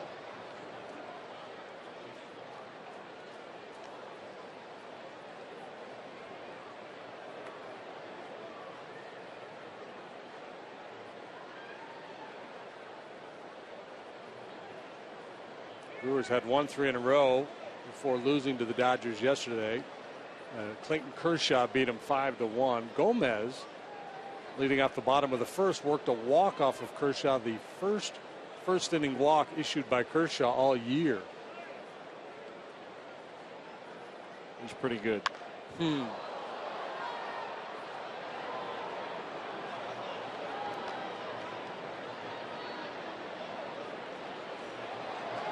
Dodgers are in Atlanta tonight. And they lead 4-1 in the top of the 8th. Kevin Correa started for the Dodgers, went 6 innings, gave up just 1 run. So they got him right in the mix, just like Roberto Hernandez the other night.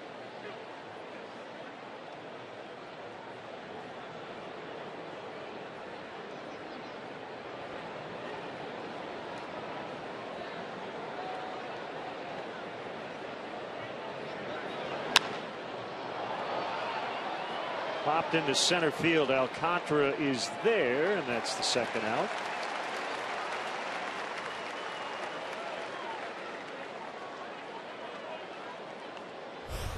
Nice bounce back start for Arrieta after the rough one in Colorado. Take those numbers home and road. Good on the road, lights out here at home. His ERA went from 2.11 to 2.80 with that start in Denver last Wednesday. Cubs have pitched well against the Brewers this year. The first 9 games, they have shut them out 3 times. They only have 1 run tonight. They're looking for their first series, season series win against the Brewers since 2010. Cubs 4-5 against Milwaukee so far this year.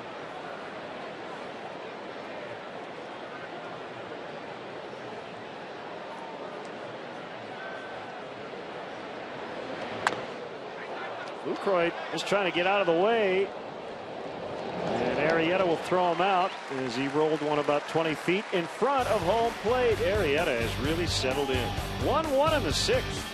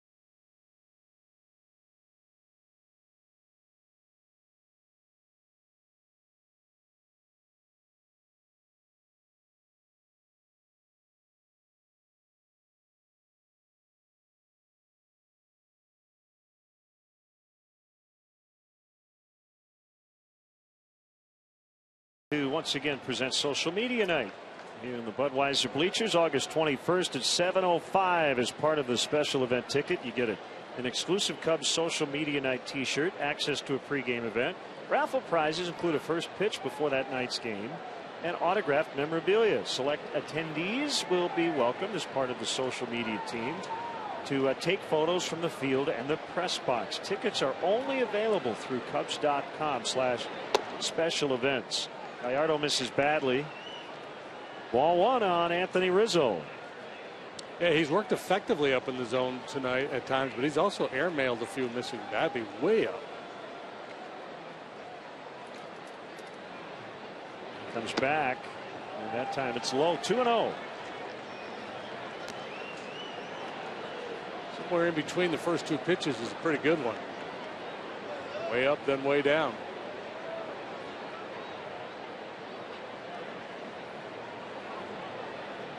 Gallardo was a second-round pick back in 04. Swing and a miss. 2-1. He found the midpoint and slipped it by Rizzo.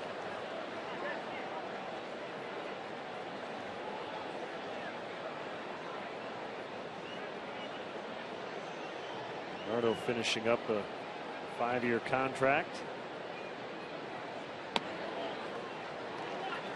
Brewers hold an option for next year, $13 million.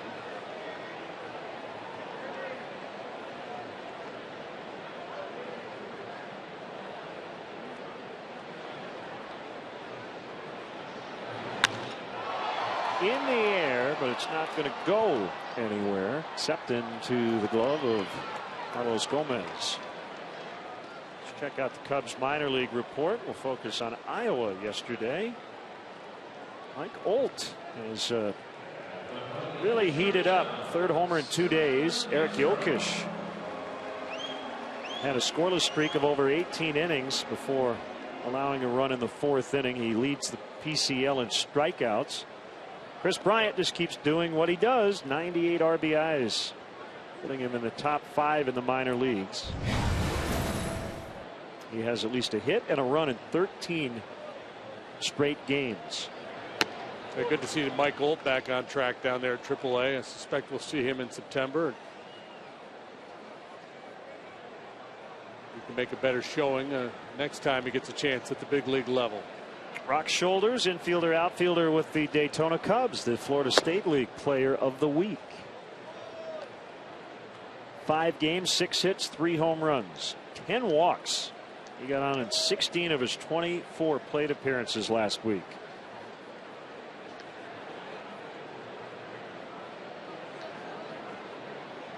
Also, best name of the year, Rock Shoulders. Oh, yeah. Like fictional, like a character in Gil Thorpe comic strip.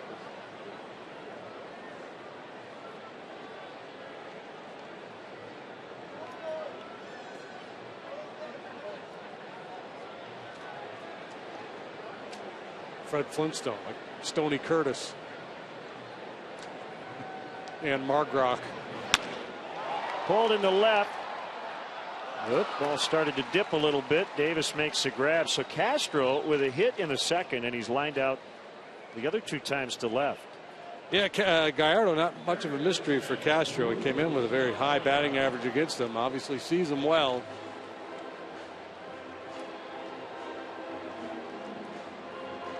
Addison Russell's been hot down at AA. Kid that the Cubs got in the Samardzija deal from the A's, the shortstop. Now Buena is due. He's 0 for his last 17. Strike called.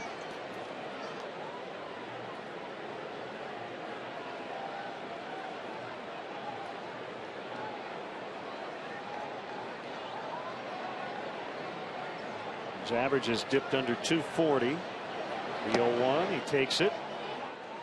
1 ball, 1 strike.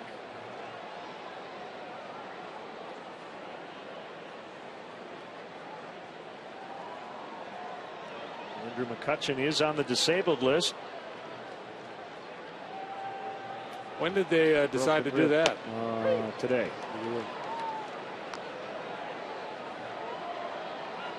Retroactive to August 4th. Which means what? He'd be eligible in just over a week.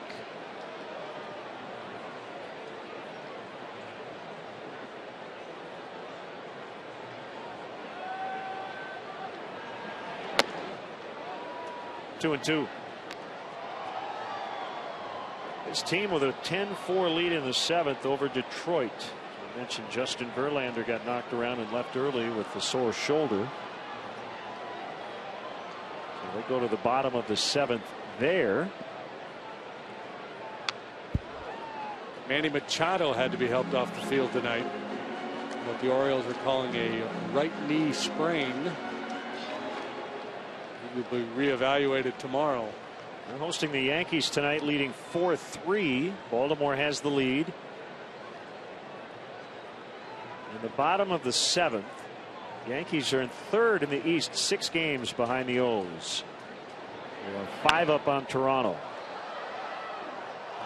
You know, that's I got to be frustrating for clubs, right? You spend all this money, you put your club together, you play over the long hot summer, and you put yourself in position to win, and injuries happen, so you have to have depth. Hanley Ramirez just went on the DL. You talked about McCutchen. Now Machado possibly going to be out for a while.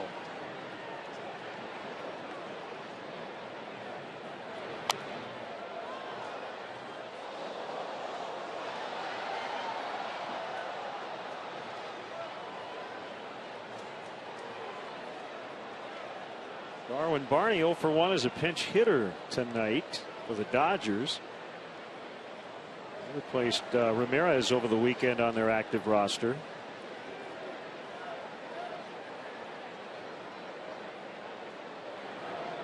Two on the way, strike 3 on the curve. As we said right off the top, that is his bread and butter pitch. Through 6, it's a 1-1 tie.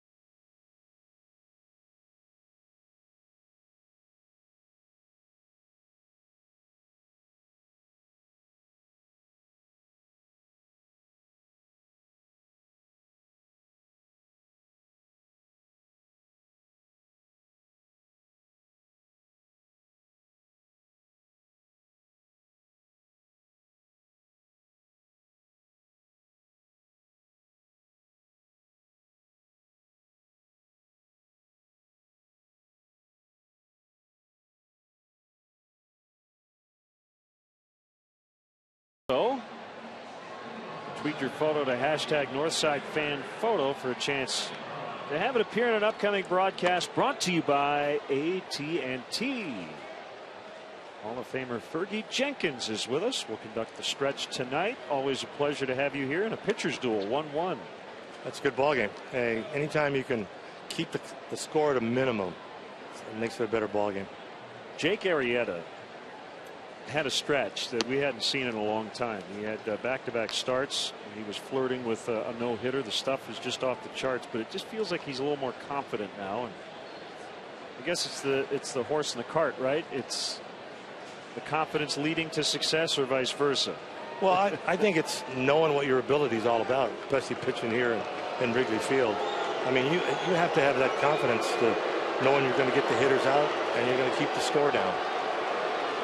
Ryan Braun, 0-for-2, reached on a wild pitch after a strikeout in the first inning. We'll get into the later stages of the ball game. Each pitch takes on a little more significance. Obviously, Braun, a very dangerous hitter.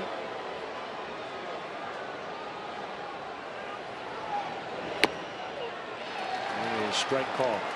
Fergie, we've talked to you a lot about your career. I want to ask you about the end of your career.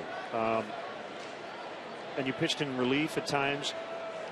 When you felt like your stuff wasn't what it was when you were a young pitcher, what sort of adjustments did you have to make? And obviously the experience becomes really important at that point, because you really have to know what you're doing when the stuff lags a little bit, right? Right. And I had a pretty good pitching coach for many years with the Phillies. I had Cal McClish. And then when I came here in '67, I had Robin Roberts. And then I had Joe Becker. And I mean, those two individuals, maybe even three. Joe Becker was basically a catcher. I think you have to know how to change speeds and locate the ball. And that's a big thing in Wrigley Field. I mean, you can't blow people away every pitch. So changing the speed, location, and make him hit the ball on the ground. I had Sano, third, Kessinger, Becker, Banks. I mean, great infield, great gloves, and I think that's what you have to work on. 1-2 on Ryan Braun.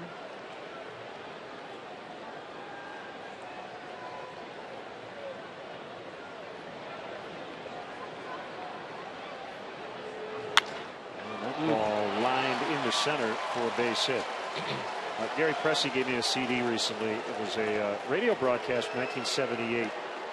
The Rangers and the Tigers, and JD and I listened to it on the way to the airport one time.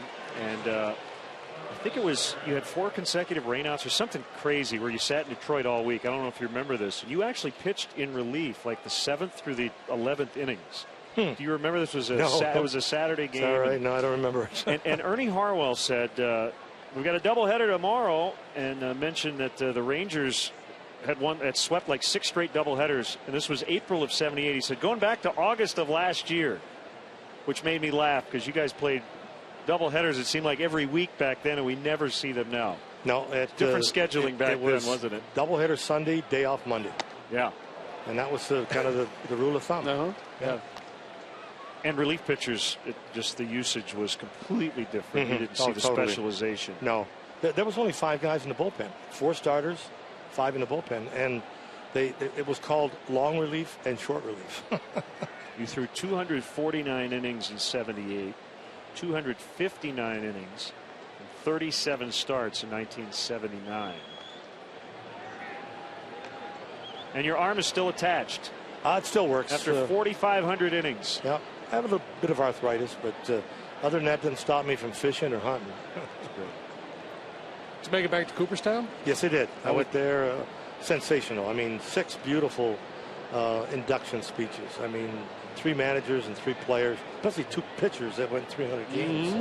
And then Frank Thomas, 500 home run hitter. Yeah. I mean, that's what it's all about. I mean, that's what people come to see, some of the guys that were the greatest in their career. So, and the managers, they were great in their managerial part of it, but that's what it's all about. I mean, he had great speeches. Has to be so much fun to go back with that fraternity of, especially guys from your era that you played with, and then obviously the new guys that have come along since. Is there anybody that you look forward to that you catch up to only once a year, and it's at Cooperstown? Well, Sandy Koufax only shows up once. Whitey Ford doesn't do a lot of appearances anymore, so it's good to see these guys. And Hank Aaron, similar. He doesn't do many appearances, so it's nice. And Tom Seaver's been sick for a little while. He got bit with a tick, and it'd been activated a little bit with him, and he doesn't do a whole lot of appearances anymore. So, and Smitty has been on the bad side of bad weather. So, and it's good to see guys. Johnny Bench. I mean, there's so many guys that you rub shoulders with, you played against, and the battle was you and the hitter. 2 strikes on Ramirez. Braun dancing off at first. There he goes. He got a huge jump. Swing and a miss. Safe. Good tag by Baez, but Braun got in. That's the other part about Braun. You know, a high average hitter, hits for power, but he can run a little bit. This is really interesting, though. Typically, he's trying to get the big jump on Arrieta, and Arrieta holds the ball a beat longer. Typically, when that happens, the base runner will go back to first, but Braun just held his ground and then waited for first move. Now, Arrieta apparently never saw him, because if he did, he would have stepped off. Yeah, I mean, when you lose, line of sight, it's time to step off and throw to first, because if you don't see him, he's got a pretty good hefty lead. Go ahead run now at second base. Arrieta had retired 13 in a row between the Reynolds home run and the Braun leadoff single as he faces Scooter Gennett. Here's a weird one for you. You love to hit. You had 13 homers in your career. I'm looking at your career. So you had 2 plate appearances in '74 with Texas. You did not bat again until 1982. It had to be torture. But I had 1 hit in that appearance. I went 1 for 2. There you go. Billy Martin let me play, let me pitch. So I think I pitched 8 innings. I got up twice. So that was during the DH era? Yes. Okay, so explain now. Billy Martin let you hit. Well, Jim Bibby came up with a sore arm or the flu. Okay. And I pitched for 2 days rest and won my 25th game. Beat Minnesota. Something like 2-1 or 3-1, something like that. And you hit 500 that year. Yeah, he let me hit. So you had to lobby him and say, "Hey, Billy, let me hit." I didn't have to lobby too hard. I said, "Skip, let me hit the last game." He says, "Yeah, okay, we'll let you." Alcantara goes back. He's at the track, and he can't make the play. Got a glove on it. Braun sent by Cedar. They've got a shot. The throw to the plate is in time. They got him.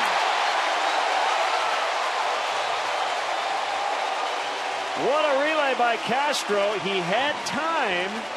And as we mentioned, JD, Ed Cedar pretty much always will send the runner. Yeah, that was a very aggressive send, and this is really interesting because Ron Renicky is going to come out here and argue that Castillo blocked home plate illegally. And Welke's saying, "I don't think so." And this is part of that rule that's going to have to be cleaned up. Alcantara gets caught drifting a little bit on that deep drive. Not an easy play by any means.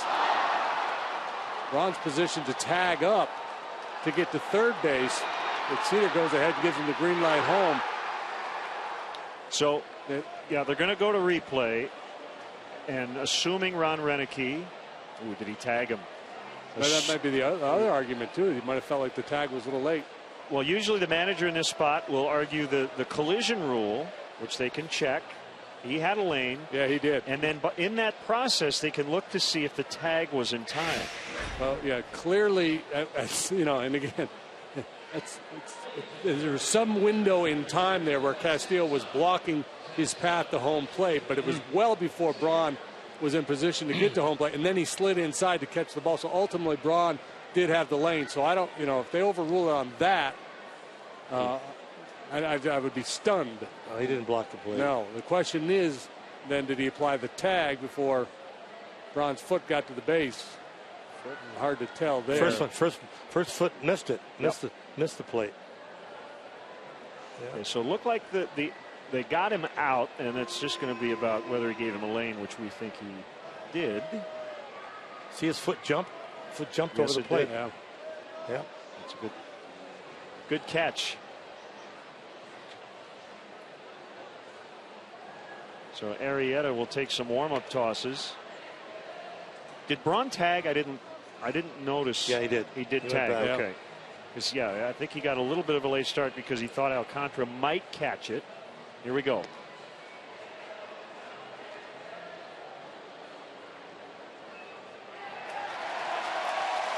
So the call, I believe, stands, and I think Tim Welke telling Rick Renteria that Renicky still has his challenge because this would be a crew chief led review. There you go. Yep. Good call, Fergie. Yep. It's all foot speed, and the ball beat him. His foot bounced over the plate when he slid. Yeah, that was a heck of a play. So that'll go 8-6-2.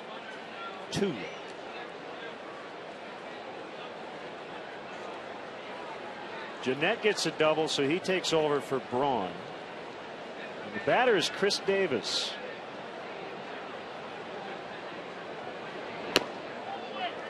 Off the outside.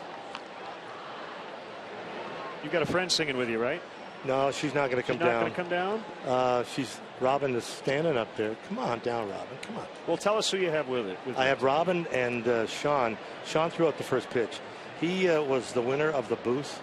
Could bring 11 of his friends to great. Booth number 14, and we basically have a suite. Well, that's going to give the Brewers the lead as Jeanette can jog home. So Chris Davis with an RBI double. It's 2-1.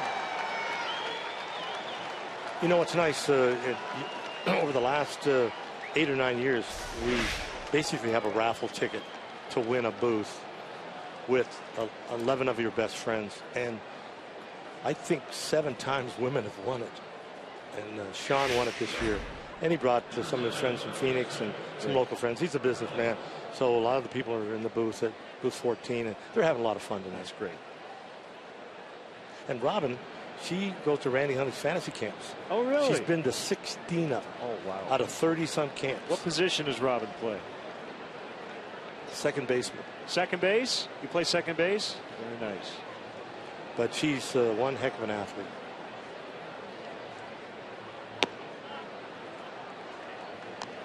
There they are, Sean on the left and Robin on the right. Come on, guys, wave. Don't be shy. Wave. Oh, they're watching wave. the game.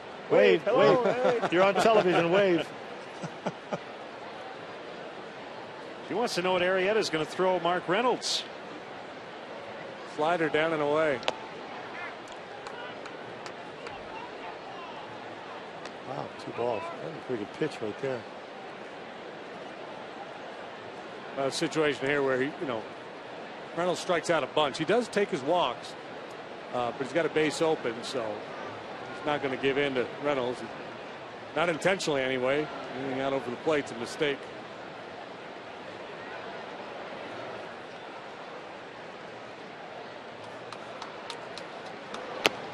Paint. 2-1. Good pitch right there. Well, he gave up the home run to him in the second inning. Ball was down and in, and they go a long way when they're down and in.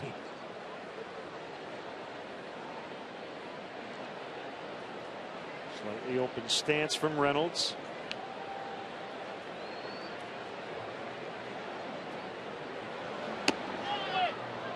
Did you get a chance to spend some time with Greg Maddux in Cooperstown? Yes, I did. We talked a little bit. The Cubs had a little get together for him, and went over and took some photographs. I think like any pitcher that is getting inducted in the Hall of Fame.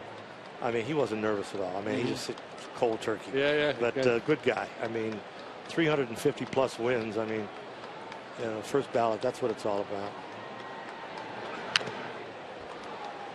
And it's similar with Glavine. Had 2 teammates to win that many games. Yeah. So, I mean, that was quite an honor for both of them, I know. That's the first ballot. And all Frank Thomas, too, first ballot. Yep. So, I mean, it's quite a thrill, quite an honor. You guys are both thumbs up on John Smoltz. I believe that Smoltz he's going to get in. I'm not sure, is Junior Griffey, is he on the ballot with him, too? That's a great question. So there might be. Yeah, he'll be a first ballot Sure. guy. I mean, there's a bunch of guys that might go first ballot again. Another ball hammered by Reynolds. Caught by Coughlin. Wow. Time for the stretch with Fergie. Tonight's guest conductor for Take Me Out to the Ball Game, Hall of Famer Fergie Jenkins. Let's go. 1, 2, 3. Take me out to the ball game. Take me out with the crowd. Buy me some peanuts and Cracker Jacks. I don't care if I ever get back for it's root for the Cubbies.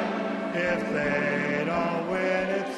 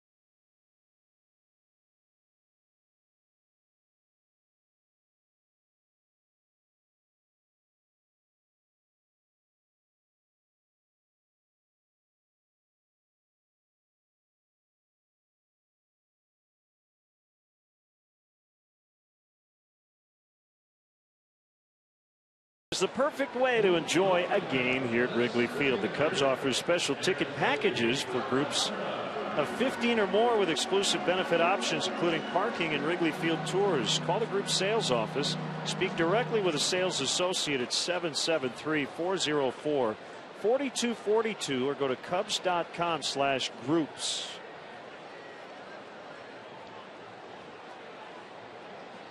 A 2-1 ball game. Milwaukee just grabbed the lead in the top of this 7th inning. And Arizmendi Alcantara takes ball 1.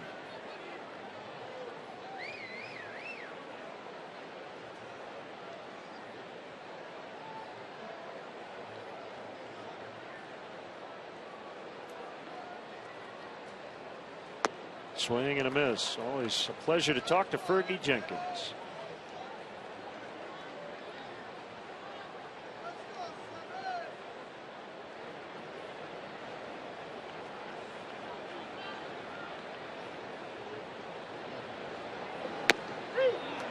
Strike called, 1-2.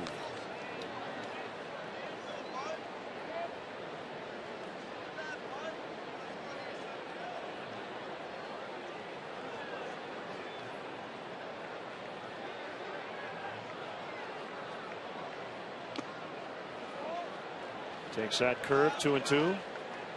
Had some rain earlier. We saw some lightning off in the distance, but it's dry here at the ballpark. We play the bottom of the 7th.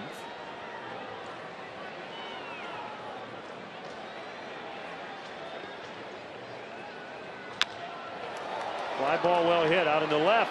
Davis on the run. He's had a busy night and he makes the play. Well, first left the bat, I thought maybe that one would get down for extra bases. Just a little too much hang time there for Alcantara. And out number 1 recorded. Left-hander Zach Duke. And the Brewers bullpen. Cubs have now gone 47 consecutive innings at Wrigley Field without hitting a home run. Not a homer in that series against Tampa Bay. Pedro Strop cranks it up. On the weekend, the wind was blowing in a fair bit. Today's pretty docile. A humid night, the ball should carry pretty well if somebody gets into one. Reynolds proved it. Of course, Reynolds doesn't need much help.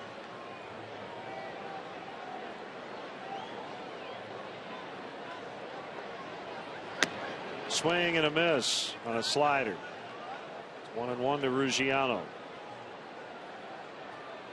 First of 4 between these two teams. We'll have all the night games here on Comcast Sportsnet. Peralta and Hendricks tomorrow. Loesch and Wada Wednesday. Getaway day on Thursday. Fires and Jackson. Mike Fires filling in for Matt Garza.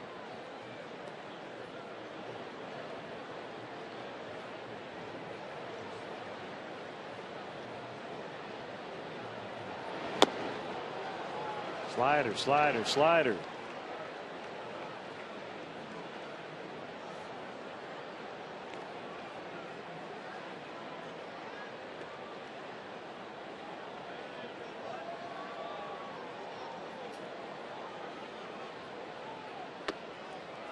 Curve that time. 3-2. Gets away. Well, the swing Ruggiano put on the fastball last time up will convince you to put some spin on it. Hammered a fastball to the left.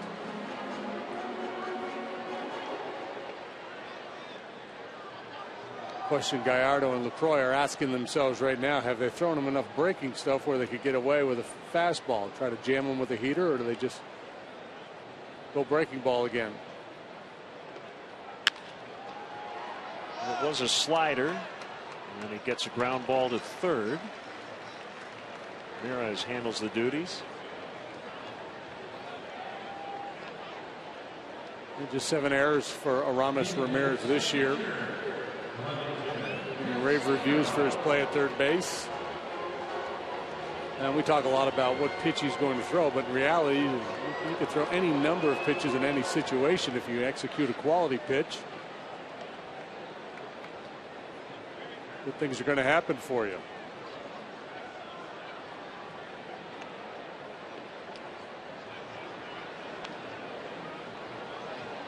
conversation with Ricky Renteria the other day about that. We're talking about pitch selection, and he said, as a manager, I don't like to second guess individual pitch selection.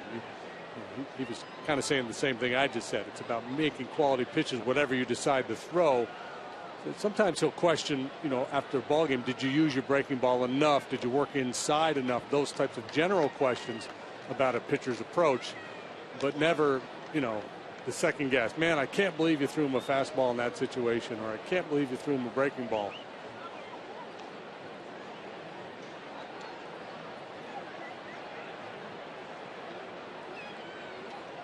Hitters count on Castillo. He goes with a fastball, but it misses up as the ball just got out of the Cubs bullpen. You saw the play the other night, right? The Reds. Yeah, the 2 balls in play. Yeah.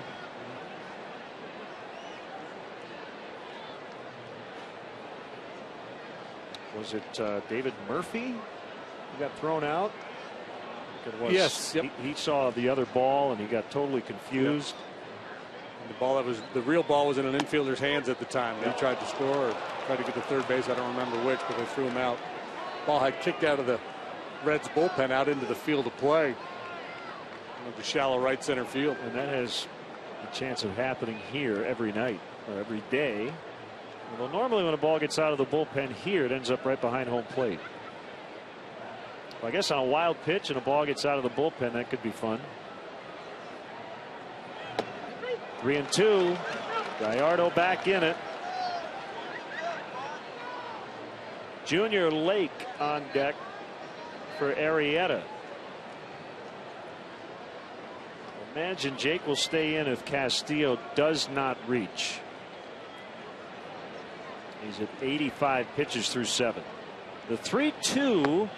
Castillo went. Yep. It went down to first, and the call made by Todd Titchener. 6 punch-outs for Gallardo. He's been terrific tonight. 2-1 Milwaukee.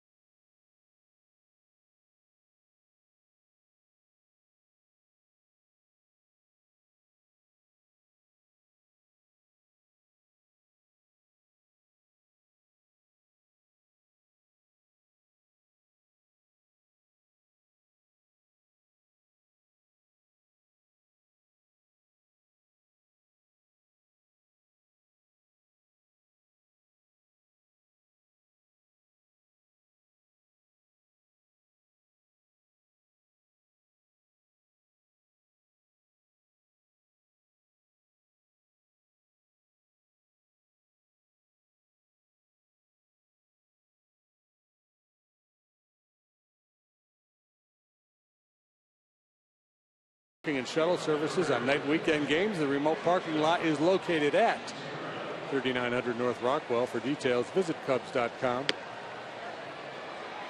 There was a famous 2 balls in play incident in this ballpark with Stan Musial and the Cardinals. That's way back when. Ball 4 that went to the backstop. The Cubs thought it was a swing or foul ball. And while they're arguing, the ball's still in play back there.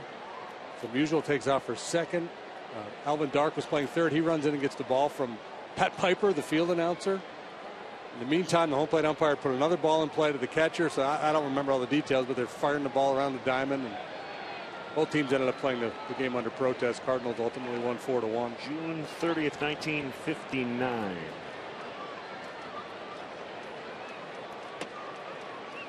Ball 1 on Gene Segura. He has lined out twice to left and to center. Just a horrible personal tragedy. When Segura in July, his 9-month-old son died. Left the team just before the All-Star break, missed a week. There was a strike.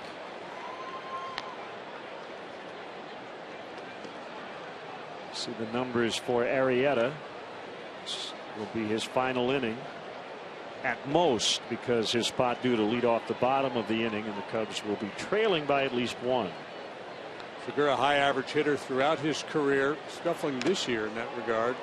He hit the ball hard twice tonight for outs.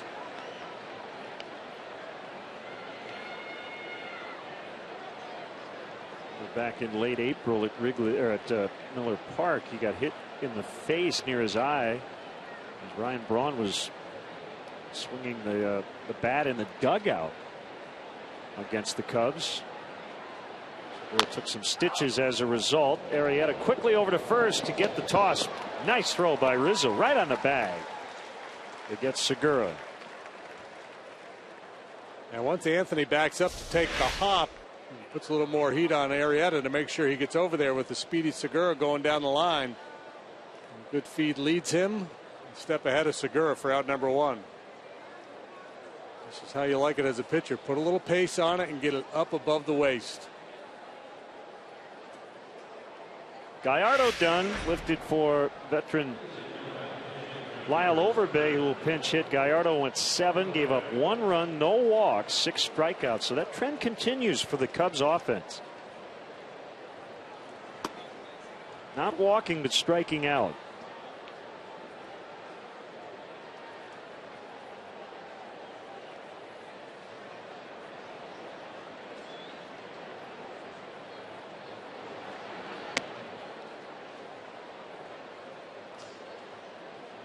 One and 0 on Overbay.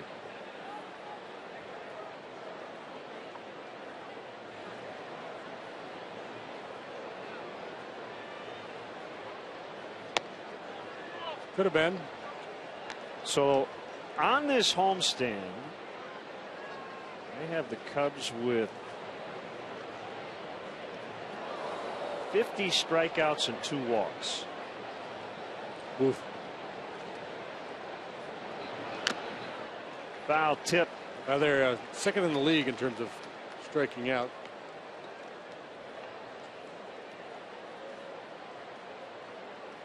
Overbay is a pinch hitter, 7 out of 17 with a home run. He connected off Adam Ottavino in Colorado in June.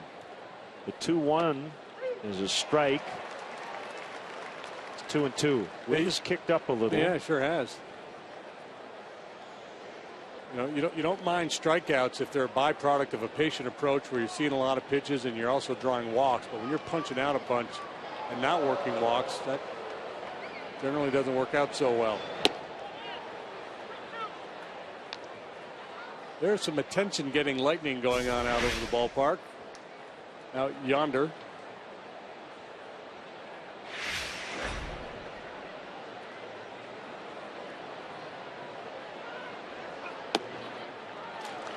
Did a good take there. Ball 4.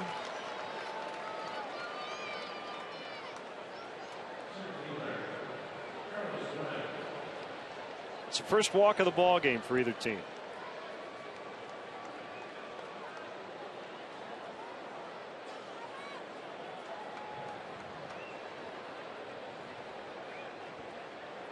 Well, this may be a trip to see how badly Arrieta wants it here. Down 1 in the 8th. Strope ready. Nope. Not much of a discussion. Well, the Cubs trail 2-1. The bullpen now will try to keep the Brewers close.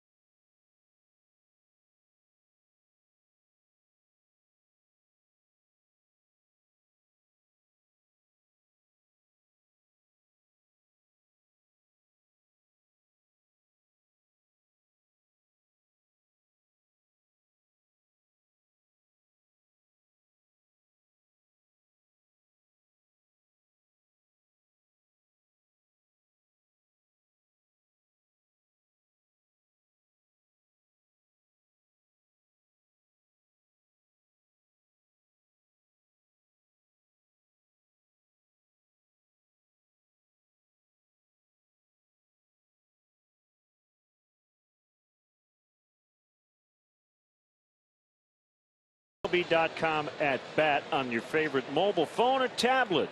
Get live look-ins, instant replays, scores, stats, audio, free MLB.tv game of the day, and more. Download on the App Store or visit Cubs.com today.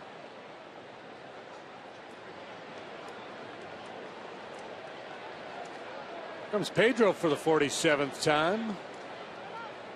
An ERA of 2.70. League hits 185 against him. Doesn't give up a lot of slugging, just a couple of home runs. Fastball slider. Gomez swings hard and misses.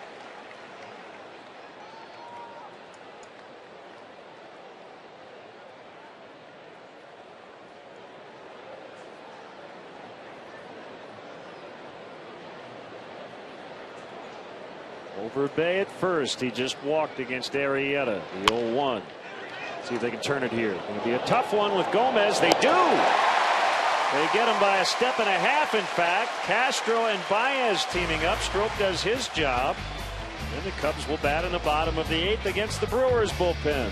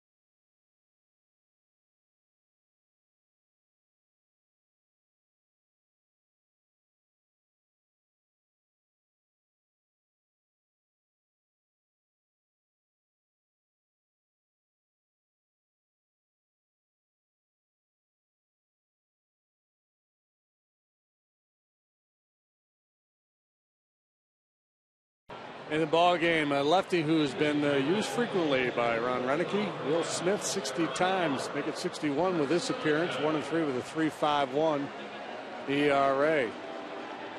Young lefty has punched out 68 and 51 in the third while allowing 48 hits.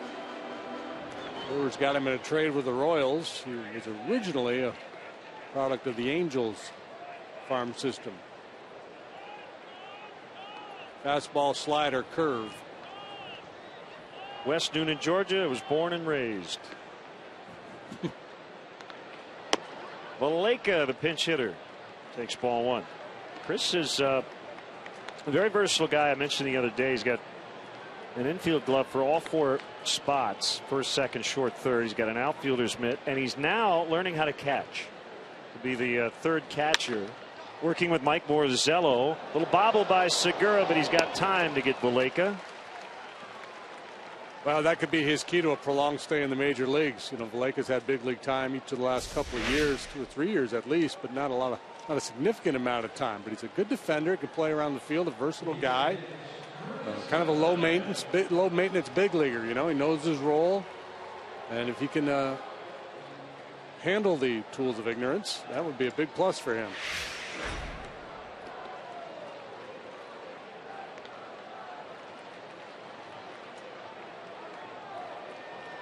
Coghlan doubled home Ruggiano with the tying run, the only run so far for the Cubs. That was in the 5th. And I say that with the highest regard for all the members of the catching fraternity. Ignorant catchers. Yeah. The tools of big league sustainability for Valleca. Boy, if he could figure that out, that would be a real plus for him.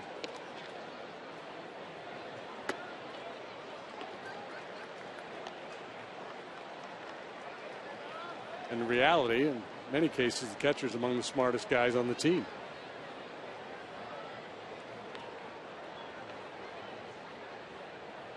A lot of them go on to manage.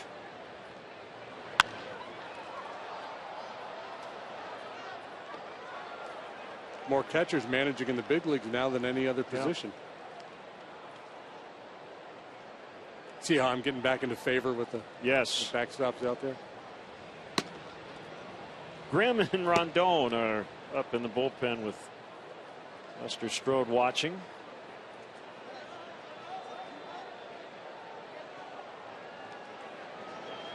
Pitch low, pretty good heat, 93 from Smith. It's 3-1. Francisco Rodriguez is their closer. If the Brewers could add in terms of some sort of waiver trade before September 1st, it would probably be in their bullpen. Jeanette will backhand in the outfield grass, and plenty of time to get Coghlan. Tyler Thornburg and Jim Henderson are on the disabled list. They certainly miss those guys. Thornburg right elbow. Henderson right shoulder.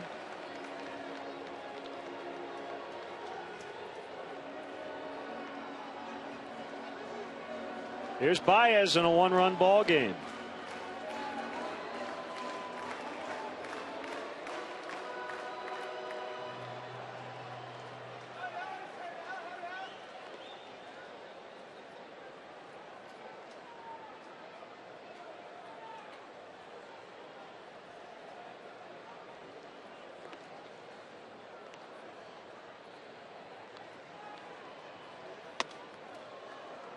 Inside, ball one. Ron Renicky trusting his lefty here against a dangerous right-handed hitter in Baez with the lefty Rizzo on deck. He kind of committed to swing way too early there, and that ball bounced in front of home plate. 1-1.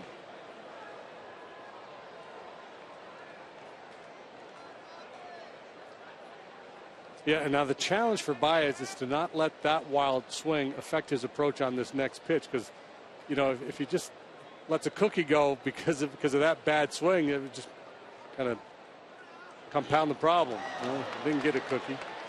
He didn't let it go.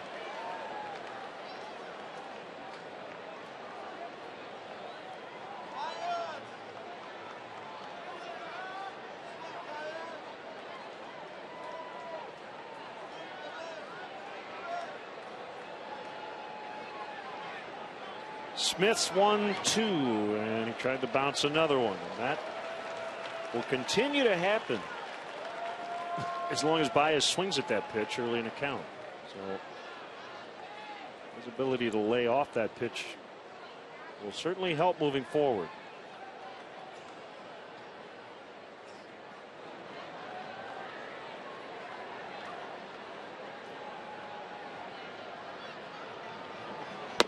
Swing and a miss, strike three. And that'll end the inning. We'll go to the ninth.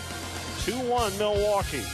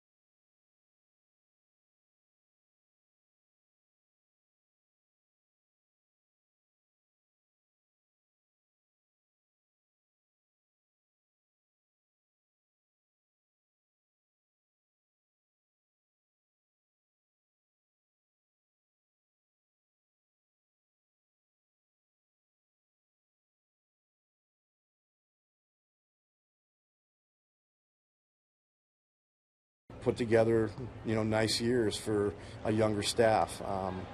Understanding strengths and weaknesses, understanding parks, being able to pitch here, being able to pitch on the road. And it's only going to get better as these guys get older. So, yeah, I am proud. We still got a couple months to go again. But we got some really good stories down there in that bullpen, and it's really fun to watch every night. It's Chris Bosio, the pitching coach. The Cubs have to feel good about the development of some of these young arms. We've seen some good stuff lately from Justin Grimm as he will work the 9th inning. Yeah, he's been on a real nice roll here, gaining confidence and command. Both his fastball and his breaking pitches. Overall 3-2 with a 4.21 now for Grimm. So his last 9 appearances, 8 innings, 4 hits, 1 walk, 10 strikeouts, no runs.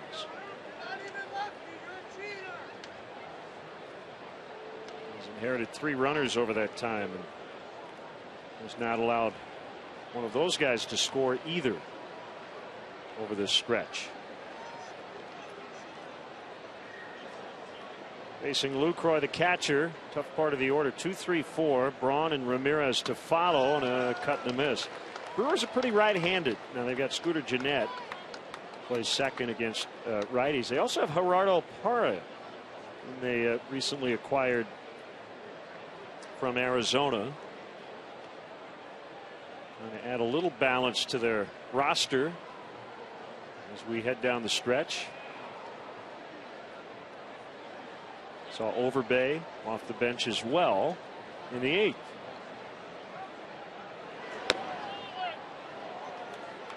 It's really important to be able to play the matchup game late. I mean, some of the hard throwing relievers that you deal with.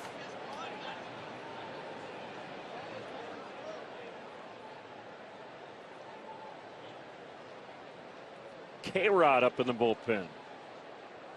What a renaissance for him back here with Milwaukee.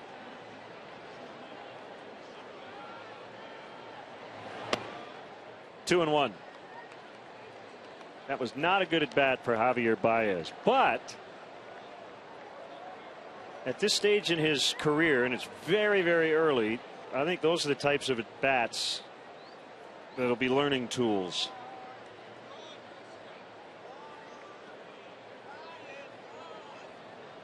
Yeah, I was talking with Mike Brumley, assistant hitting coach, today about Baez, and I said, "What's your approach?" And he said, basically, what we've been talking about since Javi came up, just leave him alone, let him play. His backhanded pick.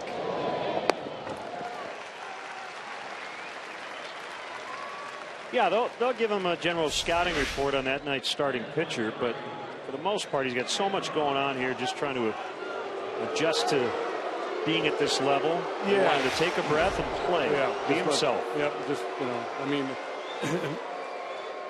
when I was talking to Mike, I was thinking more in terms of, mechanically, are you talking about his swing? And just let him do his thing, let him play for a while, have some fun, settle in.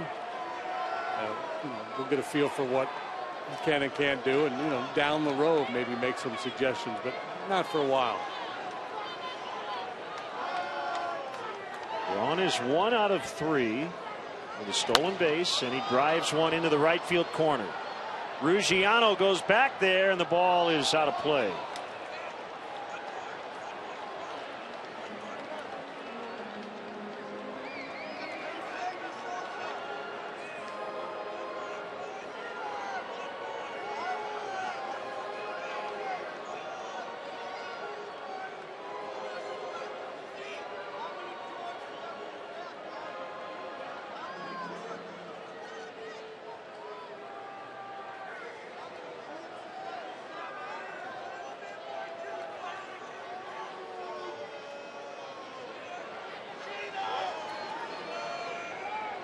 Hard in.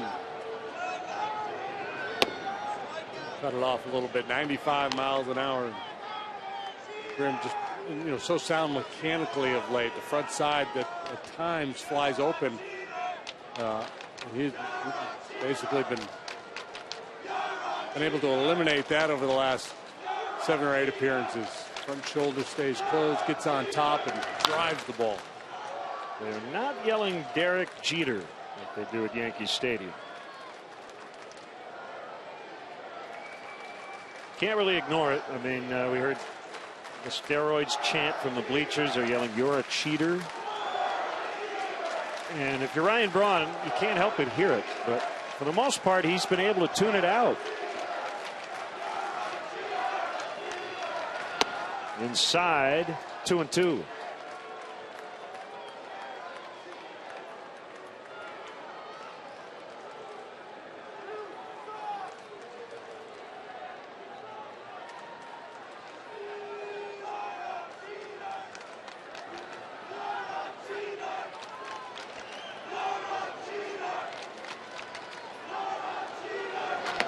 Ooh, good pitch. Oh, man. He was walking off.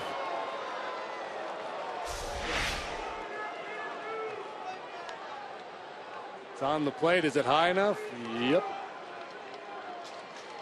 Ron thought he'd been had.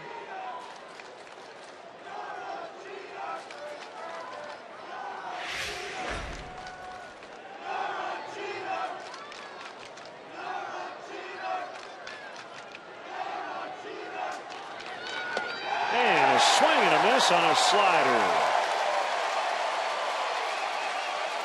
Boy, good work by Grimm. After not getting the call on the fastball, comes back with a sharp slider, starts in the zone, breaks down and out of the zone, and he gets the swing and miss from Braun. Good work throughout that sequence to finish off the dangerous Braun.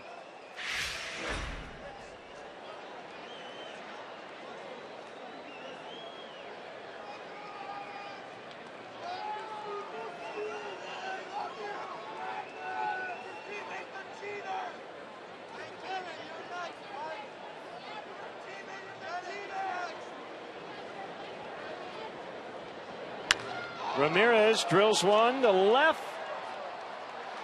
Fair. Ball's going to rest right in that corner, and it's a double.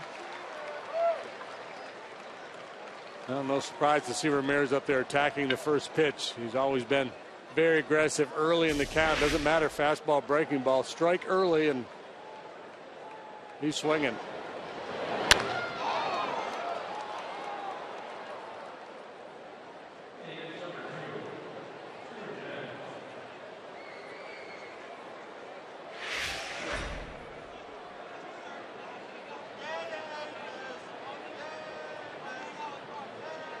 Jeanette doubled and scored the go-ahead run in the 7th.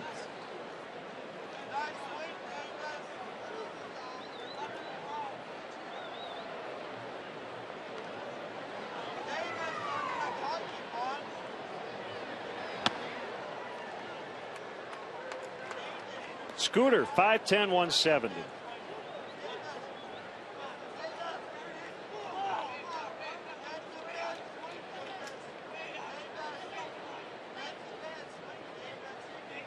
Ryan Joseph Jeanette. He's gone by Scooter since he was a kid. Yeah, because of the Muppet.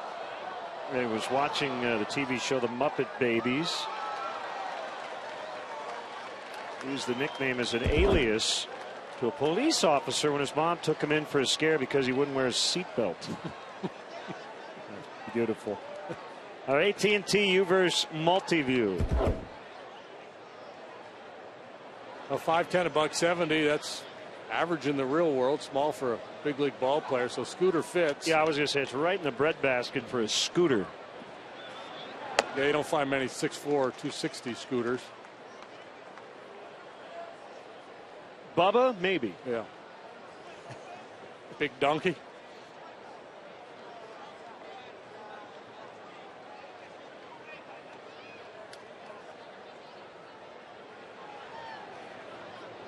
Two and one with Ramirez at second. Long pause. And finally, time.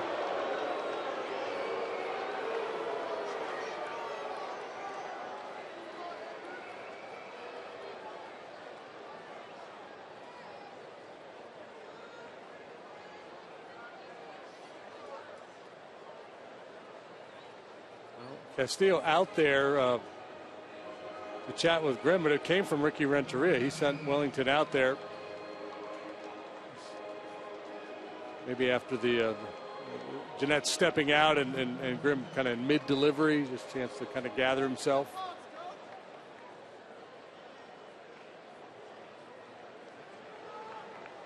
Attendance tonight, 28,927.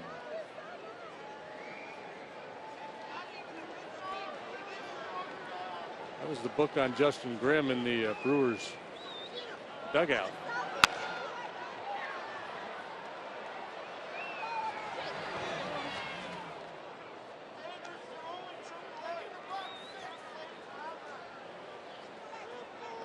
What do they got on the Grimm? Pitch usage against left-handed hitters and right-handed hitters in various counts.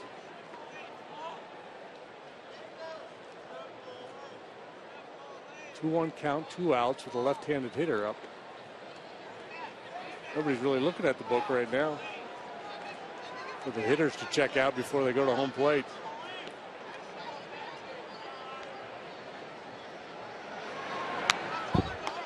Looking for tendencies. What does he throw when he's ahead? What does he throw when he's behind? What's his go-to pitch when he's trying to finish you off?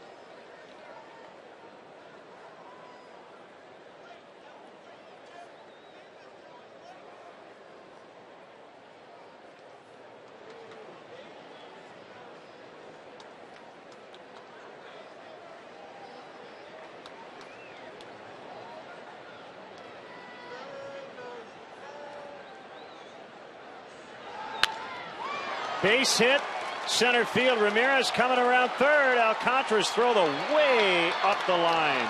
And it gets past both the catcher and the pitcher, Grimm. And Jeanette, big turnaround second. He's going to hold there. They absolutely had a shot at Ramirez, who does not run well, but Alcantara's throw really tailed on him. And it's now 3-1. Yeah, that's Ed Cedar, the third base coach for the Brewers. This is a 2-out send, and it's also a scouting report send. You see Ramirez doesn't have a whole lot going on speed-wise going into third base, but Alcantara, not a lot of experience in the outfield. And if you've watched him play a fair bit, you realize he still throws like an infielder, a bit of a short arm delivery.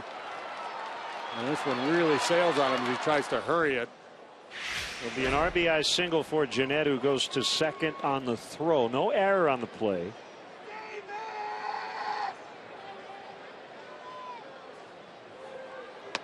And a swing and a miss by Davis. First run allowed by Grimm in a while.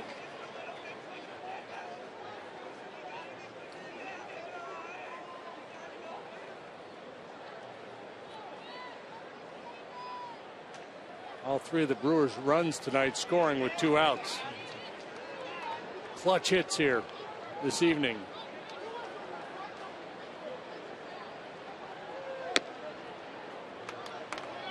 Off the outside corner, 1 ball, 1 strike.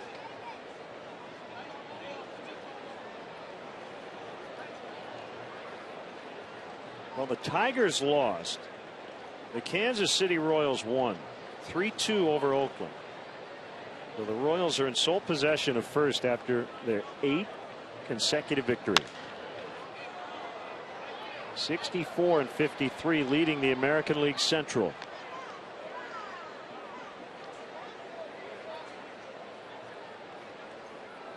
Been a roller coaster year for that Royals club.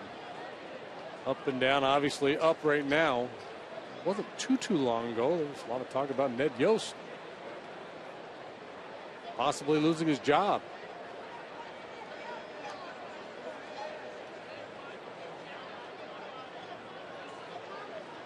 Two-team race at the moment. Right field, Ruggiano. And we'll go to the bottom of the ninth. The all-star closer coming on, Francisco Rodriguez. Rizzo, Castro, Valbuena due.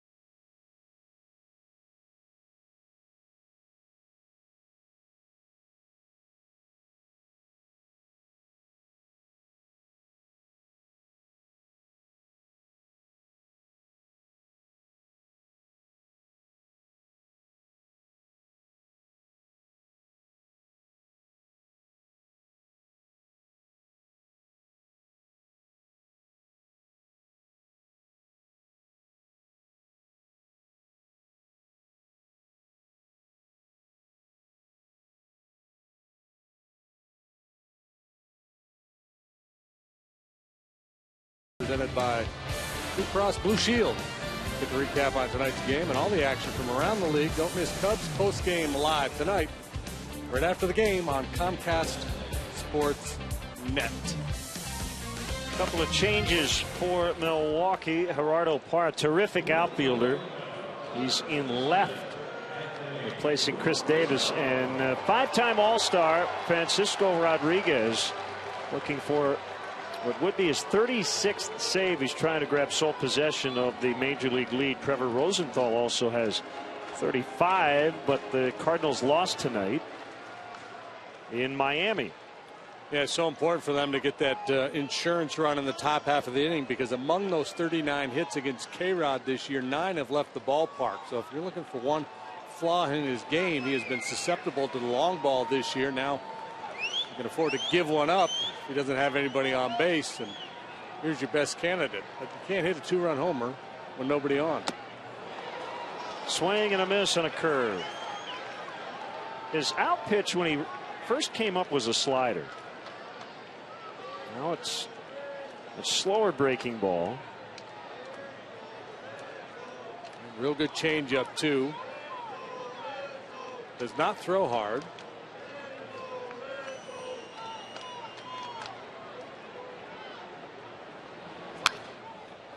Fastball fouled off. But quick arm action. Gives you a lot of arms and legs to look at. Active career leaders in saves. Joe Nathan leads the bunch. He's having a tough go in Detroit.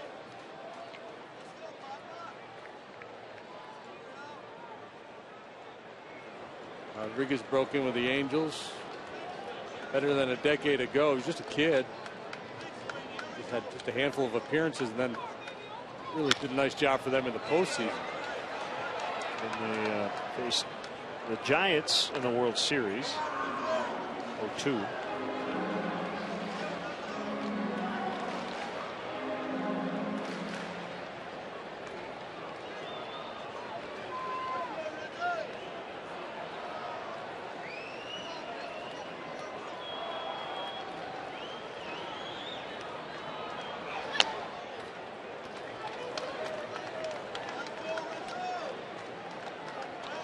Second time he's been with the Brewers.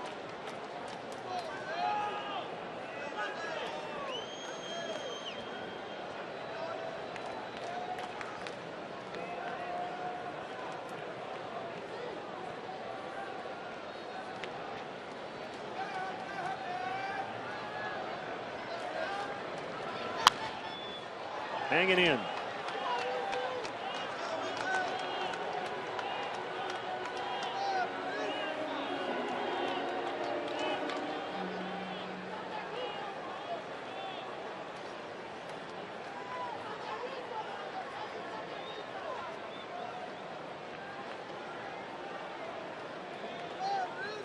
Orioles thumped the Yankees 11-3 tonight. Baltimore 18 over 500. Odd speed pitch there. LaCroix pointing to the ground prior to the pitch. He wanted K-Rod to really bury that one, and he does get it down, fouled off, so they're staying away from Rizzo. A lot of clubs pitch him hard in, open up the outside corner. K-Rod not having a plus fastball. LaCroix hesitant to call for one in there. They're going to try a high heater. Nope. Breaking ball down again. Oh, boy.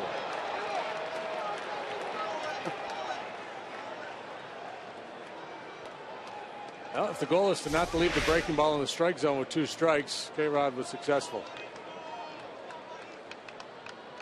55-footer. Spin throws it back the other way, and LaCroix blocks it with his arm.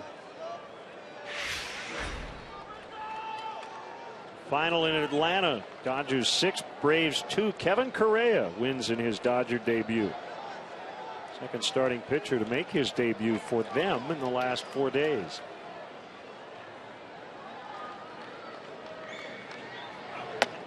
Rizzo held.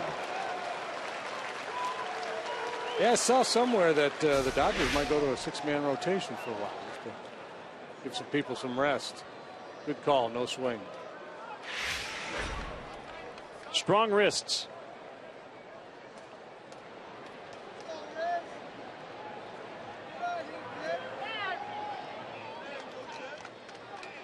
It has quieted again. A little buggy here at the ballpark.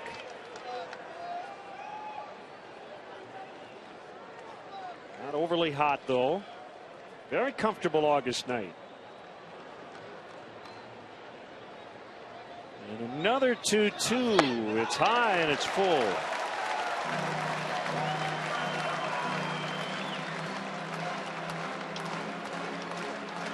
Well, he has battled like a good leadoff hitter with his team down a couple. Yeah, one-run game. You come into this at bat. If you're Anthony Rizzo, saying I'm looking for something to drive. Down 2, you're thinking I got to find a way to get on base.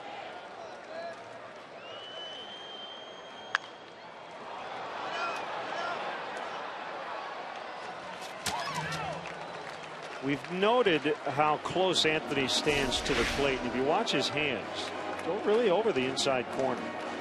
He doesn't give a pitcher much to look at in terms of the strike zone. No, there's no, you don't feel comfortable shooting for the outside corner because he's so big and strong and he's so close to the plate. He can really cover the outside corner. You got to get him to chase off the plate. As he did yesterday. Pitch that was supposed to be off the plate outside. He pulled for a game winner in the 12th. Staying alive.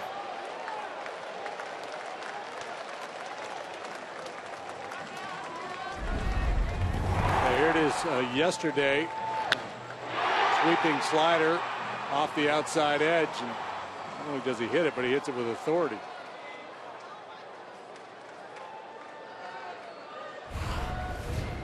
Watch that Tampa Bay uniform for 4 hours and 8 minutes, and I see it today and I go, whoa, need sunglasses to watch that replay. Another 3-2. Excellent battle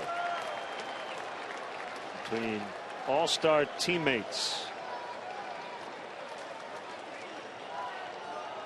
That's my piano tuner. The guy with the beard. Remember that story I told you? Yes, you did. Made some crack about him last year, and then he showed up at my door this year to tune the piano. He said, I got a bone to pick with you, pal.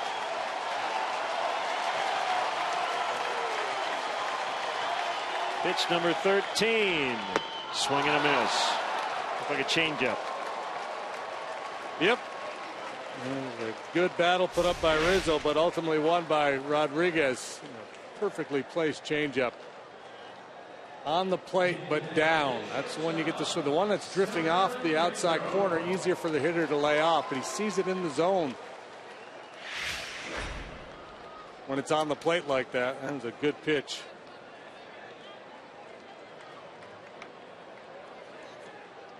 Castro extending his hit streak in his first at bat to 10 games. Lining out the last 2 times up. All 3 at bats against the starter Gallardo. And ball 1.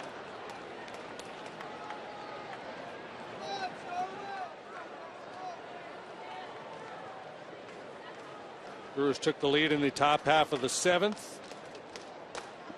Gallardo positioned for his 7th win. He's 6-6. Arrieta 6-3 on the hook for the loss unless the Cubs come back here. Check swing roller, not hit hard. Ramirez will scoop. Safe at first. Great stretch by Reynolds, but Castro beat it out. And is he all right?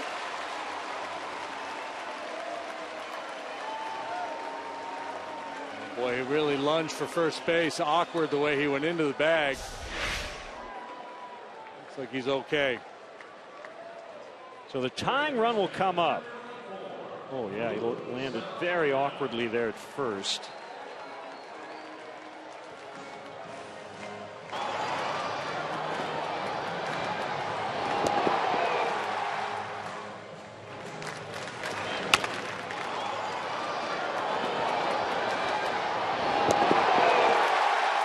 Ramirez had to do it over again. Maybe bare hands that ball. I don't know if he was in position to do it.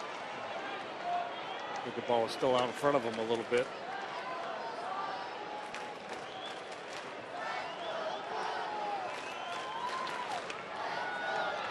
Pitch to Valbuena is in there. Curve strike. So now those home run numbers I gave you on K-Rod in play. 9 home runs allowed by him this year. A lot for short inning reliever.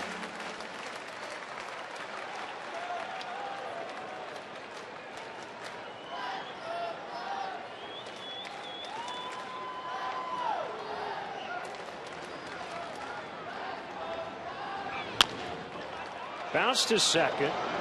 Jeanette gets Castro. They're going to make the relay, but really no chance for Segura.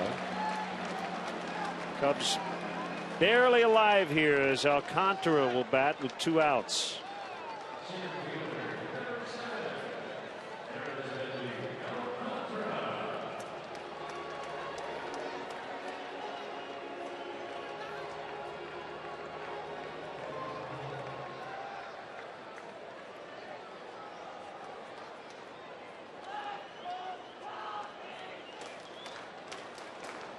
That infield hit by Castro, the only base runner the Cubs have had since the 5th.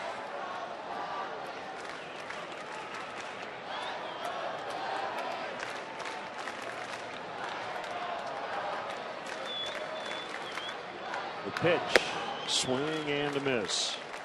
A sinker. Leadoff double by Baez in the 4th. They couldn't do anything with that. 2 singles and a double in the 5th. Scored just 1 in that inning. Gallardo awfully tough working out of that jam.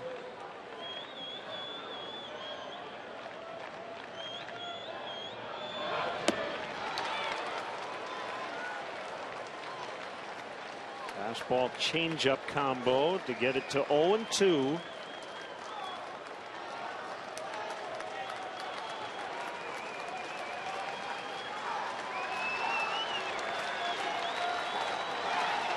Tying run at the plate, 2 outs in the 9th. The 0-2 pitch, changeup in the dirt.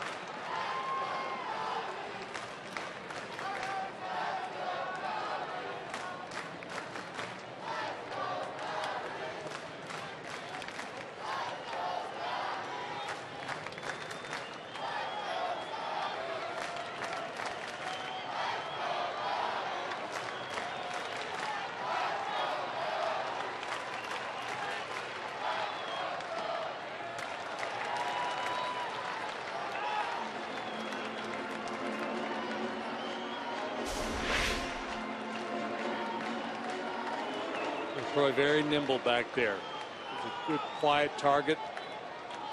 Quick feet. A heater followed by 3 consecutive changeups to Alcantara.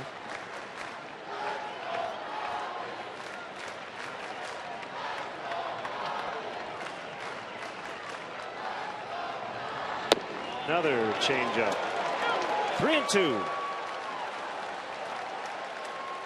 This is the push comes to shove pitch coming up right here. Alcantara showing a little discipline, laying off the changeup to get to 3-2. Can he have that same patient approach if he gets another changeup here on 3-2?